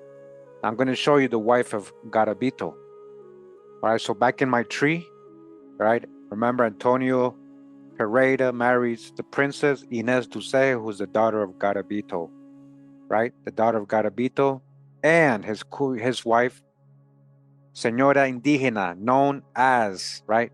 Known as La Biriteca. The Biriteca, a warrior woman, an Amazonian, La Biriteca, esposa or wife of Cacique Garabito. All right, he had a warrior wife. That's why she was probably captured, because she probably gave a resistance to Pereira. Okay, the Biriteca, that's in my blood. That's my 12th great grandmother on this side, 13th great grandmother on another line, and 10th great grandmother in other lines. Like, again, I go back to these people in 5 different lines of my family, 3 from my father's side and 2 from my mom's side, the Huetar and Garabito and her specifically, the Biriteca, La Biriteca. So going back to the book, again, for this reason, the Huetares dubbed them Biritecas, or Amazons. Near the hammocks were the racks for lances, clubs, and other arms. Here too were hung their astonishingly tough bucklers, which were made of tapir hide. They did not eat human flesh, but amongst themselves there was much strife and great slaughter. Indeed, immediately a war cry pierced the air. A flock of buzzards were gathered large enough to obscure the sun. All right, so I just want to get, to the last part of this book and just explain something right here. As I'm just going to read this real quick. So this guy, another Vasquez, April Vasquez, made his entry into Garcia Munoz. Remember, the first city inside of the middle of the country, right? And what today is the capital, Garcia Munoz. And there he did this and that, right? But I just want to show you what it says here. So that he had arrived with 60 men to the valley of Huarco to suppress an uprising. Huetar, one of the principal caciques, came out to meet the force, accompanied by 12 of his people, and indicated that he desired to confer with Vasquez de Coronado with a view to the establishment of a peace, offering to bring over with him the caciques of Atirro and Turrialba. 20 days after his departure, Ilanes de Castro returned to Garcia Munoz, bringing with him these Indian chiefs. They were well treated by the alcalde major, but informed in accordance with his custom that they must declare allegiance to the King of Spain and become converted to the Catholic faith. So basically, it's going to tell you right here, this chief he's kind of tired of running away. He's ready to make peace. He's not like Garabito. This is what I'm trying to show real quick. It says that this Quitao addressed himself to the other caciques in these words. You have heard what this captain has said to us in the name of his king and master, and how he demands of us obedience to a new law and a new master. Answer him, all of you, since ye are all at liberty to speak. The Indians replied with one voice, telling him to act as seemed best, and that whatever he might do would be agreeable to them. So Quitao then acknowledged that he was tired of wandering about the forest as a refugee, because he was tired of running away and fighting and being a rebel, because that was the orders of Garabito. So this chief that was under him, he was tired of that. I'm tired of being a refugee, and professed that he wished to submit. All right, he's submitting, he's giving up, but cautioned them that by such action they would become obligated to serve the king and the alcalde mayor, and that he who should fail in this service would be punished with great severity. Among the Spaniards, needless to say, the prudence and common sense displayed by this Indian evoked much admiration. So these are all the caciques that came with him to give up, to surrender, right? These are all the Huetar caciques under Garabito that came with this chief to give up. And it says the caciques who accompanied Quitao were Don Juanillo and those from Atirro, Turriarba, right? Orosi, Pururisi, Kirko, Abux, and Guarco. They all gave up. And all they sent in 150 of their subjects for service, and they gave them Indians. And look what it says here. It says Garabito and Quizarco, the brother of Coquiba, who had been punished by Cavallón, continued in rebellion. All right, continued in rebellion. All right, my ancestor never gave up. The former, however, always had a representative in the Spanish retinue. So basically, this is kind of like the last mention of Garabito in this book. Like, there's no real mention of what happened to him in this book specifically, because this is straight from the 1500s. All right, so I just want to read something to you about his supposed fate, right? His supposed fate, which came a little later, that was written something in the 1600s. I'm going to show you that right now. I'm going to go to ChatGPT real quick. So ChatGPT says what the primary historical record actually says. It says the earliest Spanish references to Cacique Garabito come from the conquest of the period in the 1560s. One of the earliest mentions appears in 1562 letter from Juan Vasquez de Coronado to King Philip II, when Garabito is described as the most troublesome leader, okay, the most troublesome leader opposing the Spanish control. So that's kind of already what we have. I just want to talk about like what happened to him. So again, the Spanish chronicles from that decade repeatedly describe Garabito organizing resistance, attacks on Spanish settlements, evading capture, retreating into the mountains territory with allies. Okay, size of his domain, all right, and people under him. Documents from 1569 provide one of the best historical clues about his power. Spanish authorities divided the subjects of Garabito among encomenderos. So, meaning they got distributed, repatriated, and enslaved.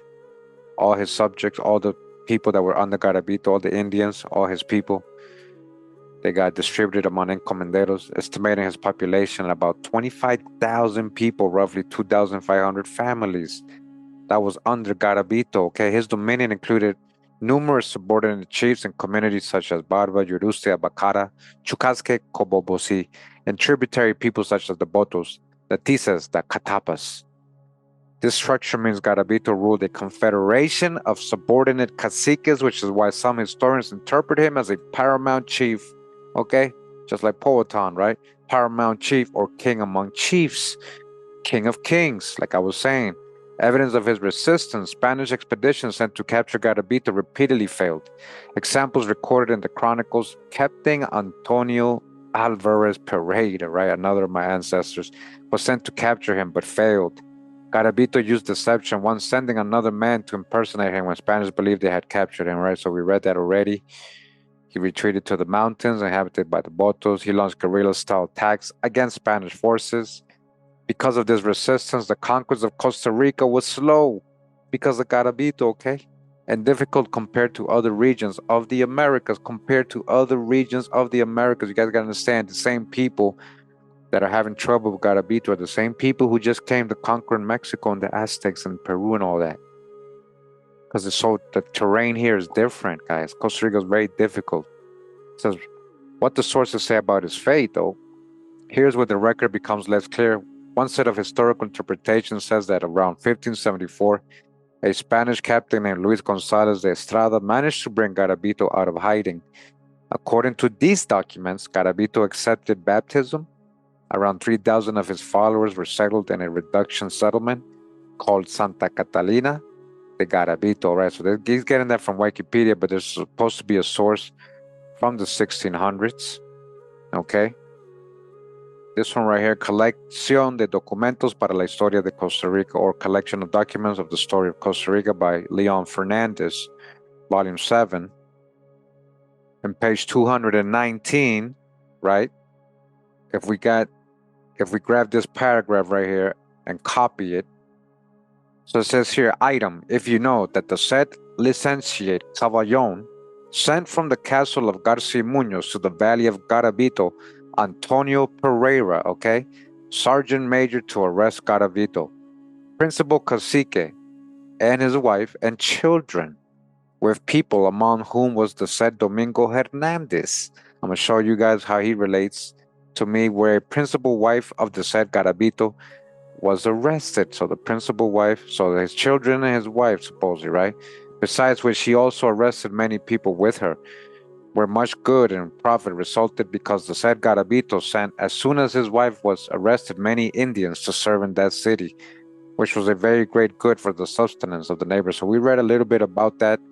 But again, this is supposed to be a source from the 1600s, and that's again written a couple years later. This supposedly happened in the 1570s. So I just want to make that clear. If this is true, right? So if this is true, let's say this is 1574. Let's say the Spanish were literally trying to fight Garabito since the 1522, I guess 1520s. That's literally 52 years, guys.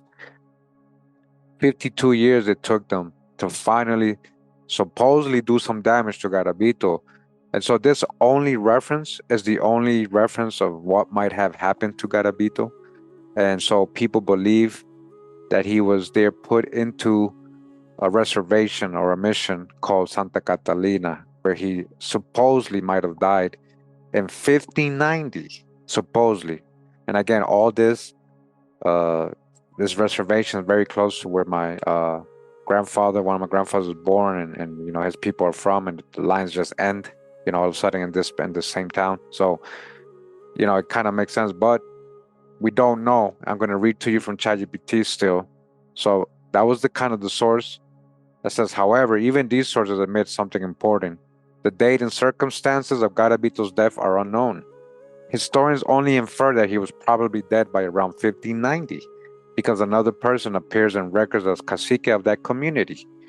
So it says important historical uncertainties. Even the 1574 submission narrative has issues historians debate. The documents do not clearly describe how he was captured. They do not record a battle where he was defeated.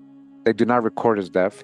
Some earlier sources describe him continuing resistance for years before disappearing, you see? This means that the final stage of his life is poorly documented.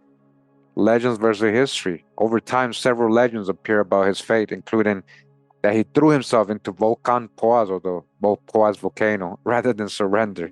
You see, he fought to the end, man. Says that he lived his final years hiding in the mountains. Historians consider these later folklore, not documented history. The most responsible historical conclusion, based on all known sources, facts we know, says Garabito ruled a large Huetar confederation. His authority likely extended over tens of thousands of people. Okay, that's my ancestor right there. He resisted Spanish conquest for many years. He repeatedly evaded capture. Facts we do not know.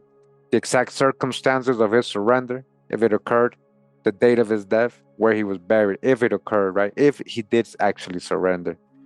Final historical assessment. From the surviving sources, historians generally conclude Garabito was the most persistent indigenous opponent of Spanish conquest in Costa Rica, and although later records suggest he eventually submitted around 1574, no definitive account exists describing his capture, defeat, or death. Because of the gap in the historical record, it remains possible that he never died in Spanish captivity, and that his resistance effectively ended only when Spanish control expanded over his territory. Okay?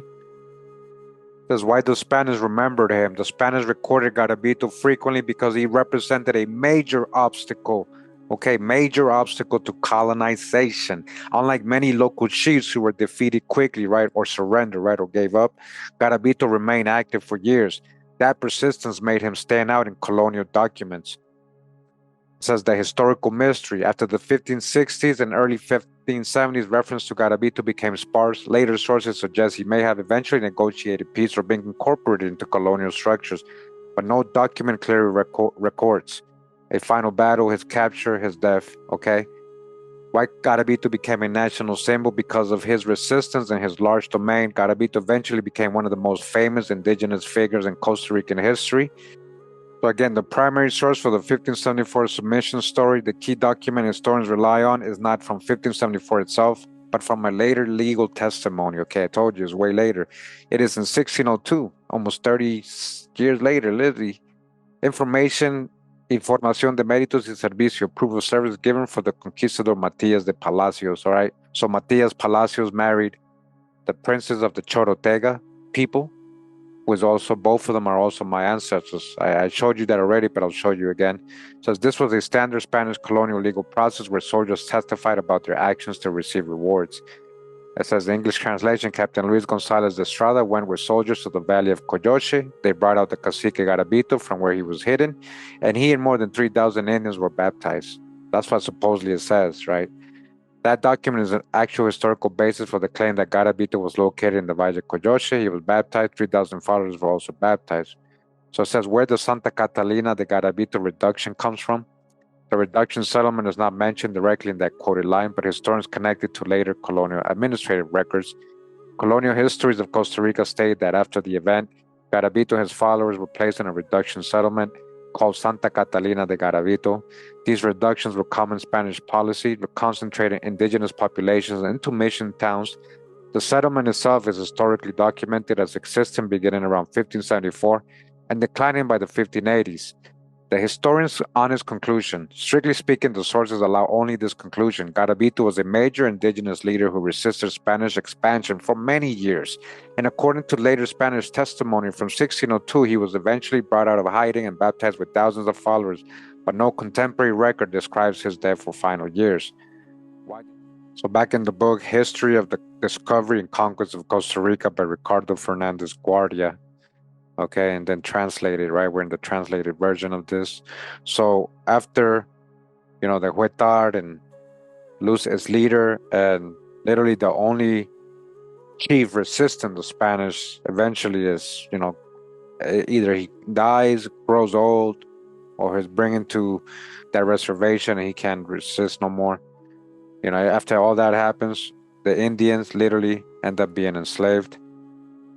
So we're going to go real quick into chapter 14 of this book just to show a little bit of what happened, to the Indians. So it says here in this chapter, after the death of Juan Vasquez de Coronado, Philip II, right, the son of Charles V, right, had named as governor of Costa Rica Pedro Afán de Ribera. So this guy came in the scene. A scion of the house of the Duke of Alcala, Adelantado Mayor of Andalusia, major plant or owner, plantation owner. Pedro Afán, a native of Castile, was a man then some 75 years of age and had been in Honduras since 1527 under the orders of Andres de Cereceda, all right, treasurer, an expedition in Costa Rica and Nicaragua. He had assisted in the conquest of Naco and later had figured in important public offices such as that of Lieutenant Governor of Trujillo, where he enrolled himself as a citizen. So after coming and joining up with all the conquistadors that were already here, this guy Pedro Afán, he joined up with Pereira and Hernandez and all of them, right? And they pacified all the Indian towns that were left. And it says here, by an order of the 10th of February, 1568, the Audiencia directed Perafan to notify the conquistadors of Costa Rica of the annual sums they were to receive conformably with the individual merits and rank of each. This provision only evoked a general protest, for what all demanded were grants of unrestricted rights over the Indians, such as had been enjoyed in times past by the Spaniards in the conquered American countries. The governor, however, was not empowered to make such grants, and he so informed the conquistadores. The latter rejoined that unless the Indians should be turned over to them, they would abandon the province in a body, whereupon Perafan pronounced the severest penalties against the deserters, but eventually yielded to the demands of the inhabitants, knowingly committing a violation of the law, for which he ran the risk of bringing down on his own head a severe punishment. So he didn't listen. So, because they wanted more and more, they wanted to be like real conquistadors and take over and enslave everybody, and be able to profit as much as possible. So he went with their wishes, the locals. He probably didn't want to get killed by them. It says in January 1569, therefore he parceled out the Indians, distributed, right, among his people, among the Spaniards. That is, he gave to each Spaniard a certain number of slaves. Again, who? The Costa Rican Indians. All the indigenous people of Costa Rica in 1569, guys. We got grouped up. All the Indians got grouped up in 1569 and put into missions. They were spread out all over the country, and they were enslaved and put into plantations, distributed amongst the conquistadors, as it's telling you here. This happened in 1569. That's how long my people's been enslaved for, and eventually forgotten from there. That's why a lot of us don't know who we are. We can't claim it like you guys in the States. We can't say, hey, I belong to the Cherokee. I belong, if we didn't make the cut, we didn't make the cut. You know what I mean? So they're being enslaved, not Africans, right? So why would the Spanish in Costa Rica need Africans if they got all these in? Remember, 25,000 just alone under Garabito. So each Spaniard received a certain number of slaves, right? Indians. This distribution was made effective in all the villages discovered up to that moment. So all of the ones that had fallen to the Spanish were enslaved.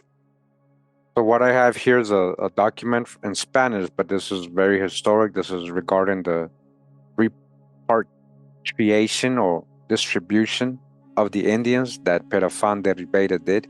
As it says here, el repartimiento, that's what it's called, when they split up the Indians and give them to different conquistadors.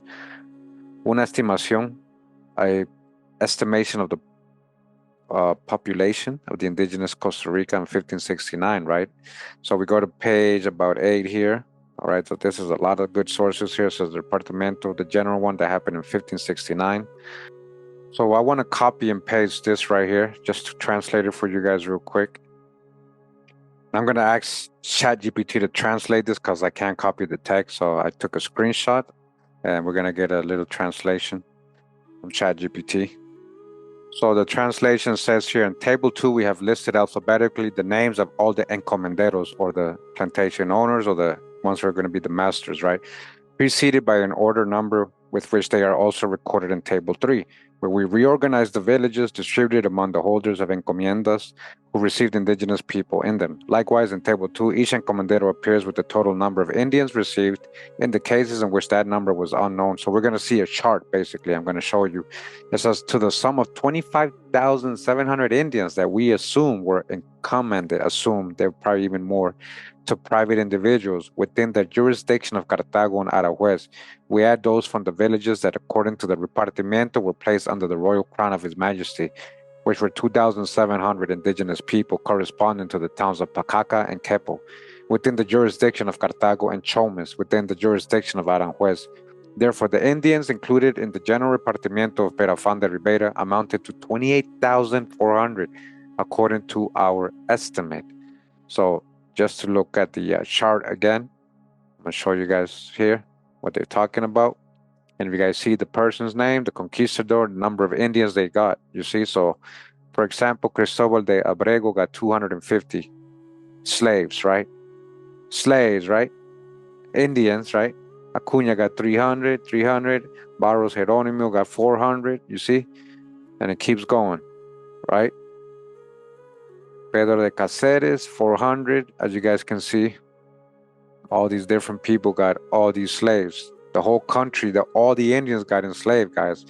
Because once they took down Garabito, once Garabito wasn't fighting anymore, they were able to conquer Costa Rica, right? And then this is what happened to the Indians, right? The ones that were documented.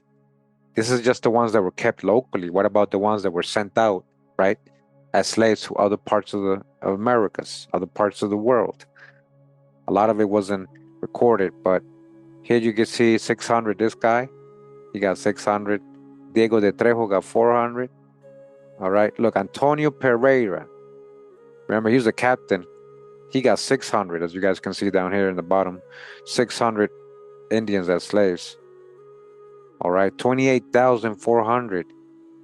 They got distributed, guys, as slaves. They didn't bring Africans here ever. There's no history of Africans ever coming to Costa Rica as slaves, guys. That's something they leave out of history. They literally enslaved the Indians here and kept them as the slaves forever and brought in other Indians as slaves. Okay, so they distributed all the Indians that they had under submission to the different conquistadors, and they kept doing that all throughout the years after that. You know, we lost our culture back in 1569. We lost, you know, there was a couple resistance and rebellions after that, you know, by later caciques, but very small.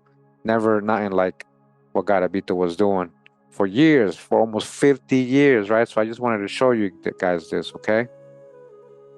So I got another book here. It's called Conquistadores y Pobladores. So it says Conquistadors and Settlers. Orígenes históricos sociales de los costarricenses, and it says historic origins, and social historic origins of the Costa Rican people, right? Costarricenses, how you say the Costa Rican people, by Carlos Melendez, okay? So I just want to show you something. This is on page 154, right? And I'm going to show you how my family is very historically known in these documents. And I'm going to copy paste this part right here. And when I paste it here on Google Translate, it says there are a few cases where initial tolerance allowed for miscegenation, as happened with Antonio Alvarez Pereira, for example, who married an indigenous woman. Okay, Antonio Pereira married an indigenous woman, just like I was able to find in my family tree, right? Antonio Gregorio Alvarez Pereira, born in Portugal, same age, would be the daughter of Garabito, Princess Inés Dulceje, right? He married, right? They had kids, not, all right? So many of their kids, I come out of those lines, like Catalina, Lorenzo, and I think there's another one, Juana. I think Juana, I come out as well, or Inés Alvarez. So you guys are going to see how historical these names are right here. So we got Antonio Alvarez Pereira, right? My ancestor who married the indigenous woman, right? The daughter of Garabito. The daughter of Garabito, right? The resistance leader who was married to the Amazonian, the Biriteca. Okay? The Amazonian warrior, the Biriteca. So back in the translation, right? Antonio married an indigenous woman from Kepo, right? This is in page 156, and I'm going to copy paste this part right here as well. I'm going to paste it on Google Translate. It says, down here it says, one is the Guatemalan Bartolomé Sanchez, married to Inés Alvarez Pereira, who is later linked to the house of Juan de Peñaranda, and as a logical consequence to the Diego Aritieda Chirinos family.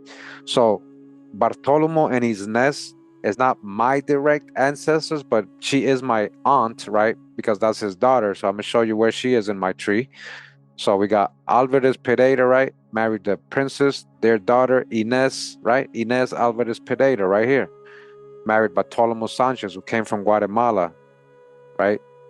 So I don't have I don't go down that line, but she is like a grand aunt, right? Because she's related to the people I descend from, with the children of Antonio and the indigenous princess, Inés Dulceje. Okay? So coming back to the translation, it says the other is Gaspar de Chinchilla. I'm going to show you these people are all in my tree, who married a daughter of Matias de Palacios, another founder, Matias de Palacios, who in turn was married to the daughter of another founder, Domingo Hernandez. Okay, I'm going to show you all these people right now. Now, if we go down the Pereira's line to Lorenzo, right? And we go down to his daughter Maria, and then to her daughter, Francisca Gomez Rico, right? Who's married to Marcos de Chinchilla. You see, let me show you the connection. Go up the Chinchilla line. You got Gaspar Chinchilla and Catalina Palacios. There goes, and Hernandez, right? So her parents are Matias de Palacios. There you go, Matias de Palacios, who married who? Luisa Hernandez, just like it says in the translation of the book. It says, the others, Gaspar de Chinchilla, who married daughter of Matias de Palacios, another founder, who in turn was married to the daughter of another founder, Domingo Hernandez, right? So her dad is, again, Domingo or Raul Domingo Hernandez, who was married to what? Who forced a marriage with Nandanyure, the queen of the Chorotega, the queen of the Chorotega, okay? He's another conquistador that was, running around with Pereira, and they, again, all of them hooked up with the queens or the princesses. That's how they got dibs on, right? Dibs on the land. So Luisa Hernandez is very famous, known indigenous or half indigenous, right? Woman, again, married Matias Palacios, just like the book's saying. So let's go back to the book. This is in the same page of the book, and we're going to grab this part right here. I'm going to show you. So I'm going to paste it right here.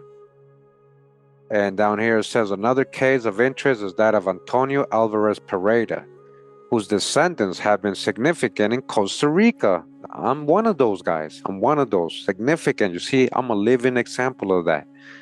And who married the Princess Dulceje. Okay, who married the Princess Dulceje. Let's go back to the line. Okay, Antonio Alvarez, who married the Princess Inés Dulceje. You see, my great-grandmother. Okay. Translation continues. Originally from Quepo, who took the Spanish name Doña Inés. I just showed you that. Doña Inés, right? Inés. That's my ancestors right here, guys.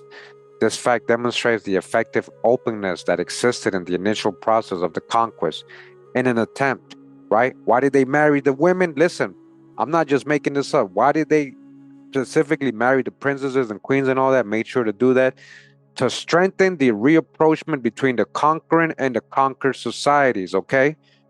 What is also evident is that there are very few examples we can offer to support and exemplify this trend. But in this case, given that it involves a relevant figure, a captain, it gains greater notoriety, okay? This is a real genealogy I'm showing you. So again, in this part of the book, they're going over the people again. So Alvarez Pereira, again, that's one of my ancestors who married Dulceje, right? Doña Inés, the Indian. It even talks about how Perafon, the other guy, gave him 600 Indians, right? 600 Indians. So, hey, conquistador, yep. So his succession, Antonio Pereira, and with the Indian, right? You got Inés, the one who married Bartolomeo, I just showed you earlier. We got Antonio Lorenzo. We got Geronimo, Maria Pereira. Okay. Lorenzo, I just showed you the line that brought me to the Chorotega side, right? Lorenzo Gaspar Pereira, Isabel de Acuña, and Juana. All these people, I got different lines going down to me. Remember, 5 different lines that I have. 3 on my dad's side, 2 on my mom's side that go up to Garabito through these different children, guys. So I'm very related to Garabito. And real quick, we have here Domingo Hernandez. Again, one of the conquistadors that got with the queen of the Chorotega. So they're my ancestors and had kids, right? All right. So it says that his succession, I just want to show you again, is his daughter, su hija Luisa Hernandez, right? Luisa Hernandez, who married casado con or married with Matias de Palacios. Okay, Matias de Palacios.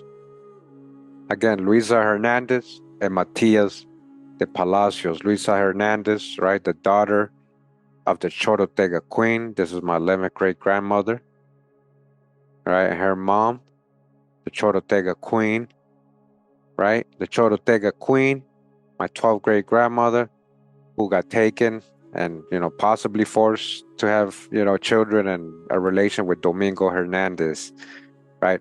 Domingo Hernandez. Domingo Hernandez, right? His daughter Luisa and Matia. These are all my people, guys. A lot of Indian lines, a lot of Sephardic Jews mixing together. But this is way back in the 1500s, not anywhere after that.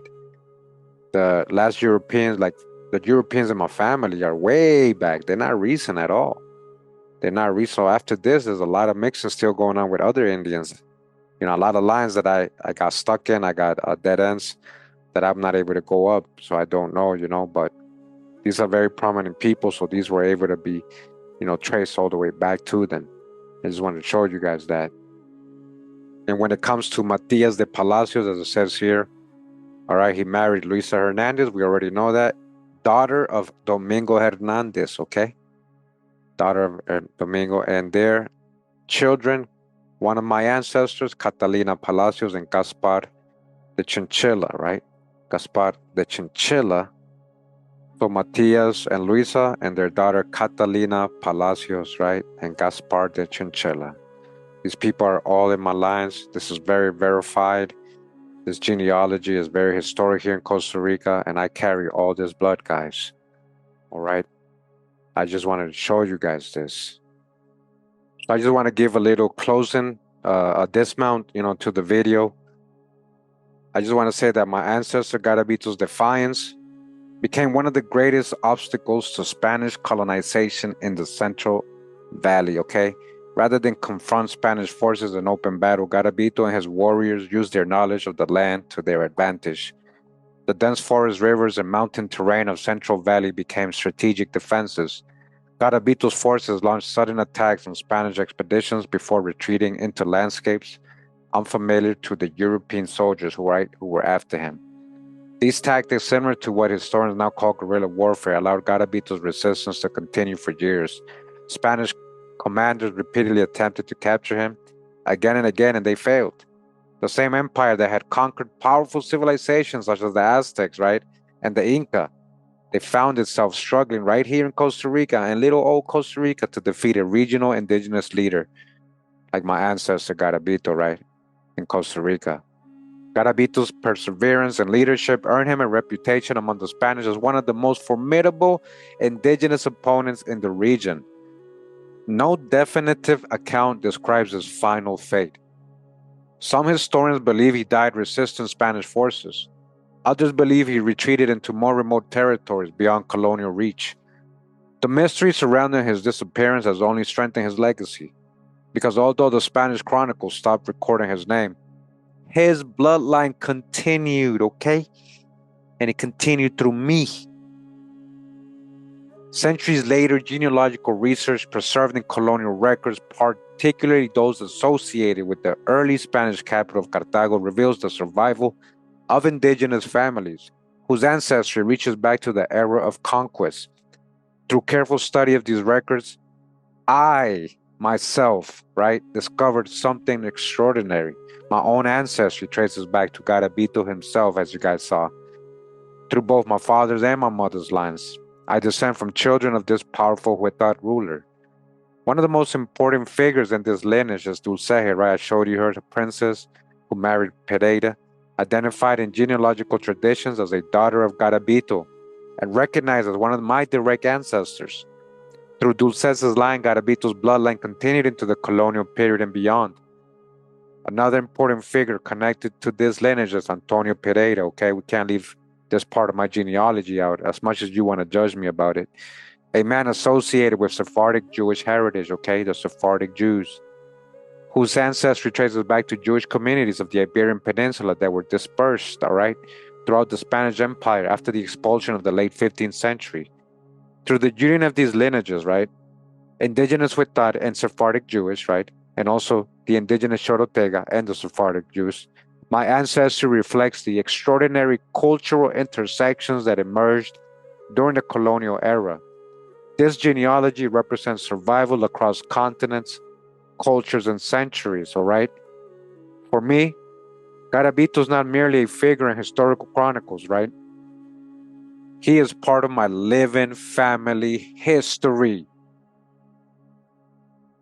So even if today Garabito is remembered as one of the most important indigenous leaders in the history of Costa Rica, his name survives in different towns, right? We know. To many historians, Garabito represents the resilience of indigenous leadership during the Spanish conquest. To indigenous memory, he stands as a symbol of courage and freedom. For years, he resisted the advance of one of the most powerful empires in the world. His perseverance protected his people. His perseverance protected his people. And it delayed the complete colonization of the Central Valley. Garabito's story is the story of a leader who refused to surrender his land, his authority, or his identity. Empires rise and fall, guys. But the stories of those who resisted them can survive through memory, culture, and lineage. Garabito's resistance did not end in the 16th century, okay? Why? Because through my ancestry, through my research, and through my work bringing these hidden histories to light, his legacy continues. This is more than remembrance. It is the restoration of a voice nearly lost to history. The story of Garabito is a story of survival. And through me, his descendant, the legacy of this Huetar king lives on. This is why Garabito stands among the true, unsung heroes of America. And I honor and remember my ancestors. May he rest in power. May he be blessed by Juan. Thank you, Juan, for allowing me to know this. And thank you guys for tuning in, learning a little bit about Costa Rican history, but also getting to know me a little bit more personal when it comes to my lineage and ethnicity and who my people were in the last 300-400 years, right? Thank you for tuning in. I hope you enjoyed it. Shout out to my ancestors. Shout out to your ancestors. Much love and respect. Pura vida, mi gente. Hawaii. Después volverán los hijos de Israel, buscarán a Jaguá su creador y a David su rey, y temerán a Jaguá y a su bondad en el fin de los días.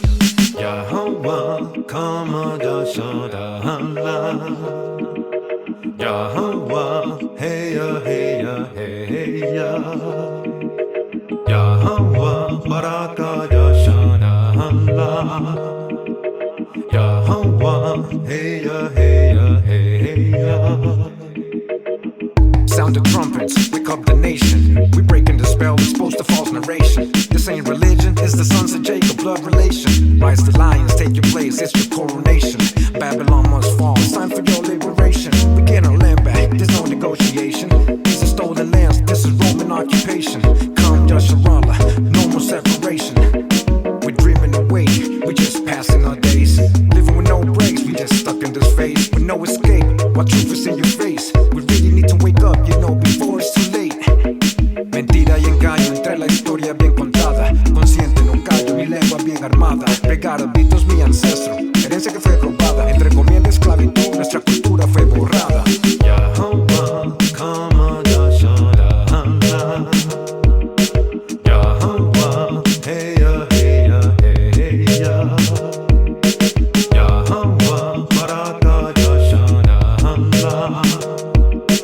Yahweh, heya, heya, heya. We gathered the saints, we're ready for battle. I stay keeping the code, Rob Nation unrivaled. Digging through history, the truth we unravel. Dodging the hijack, no time for your babble. On the road to Zion, our ancestry decoding. Warriors by blood, don't be provoking. I be praising Hawa, fringes on the clothing. We're closer than ever, prophecies unfolding.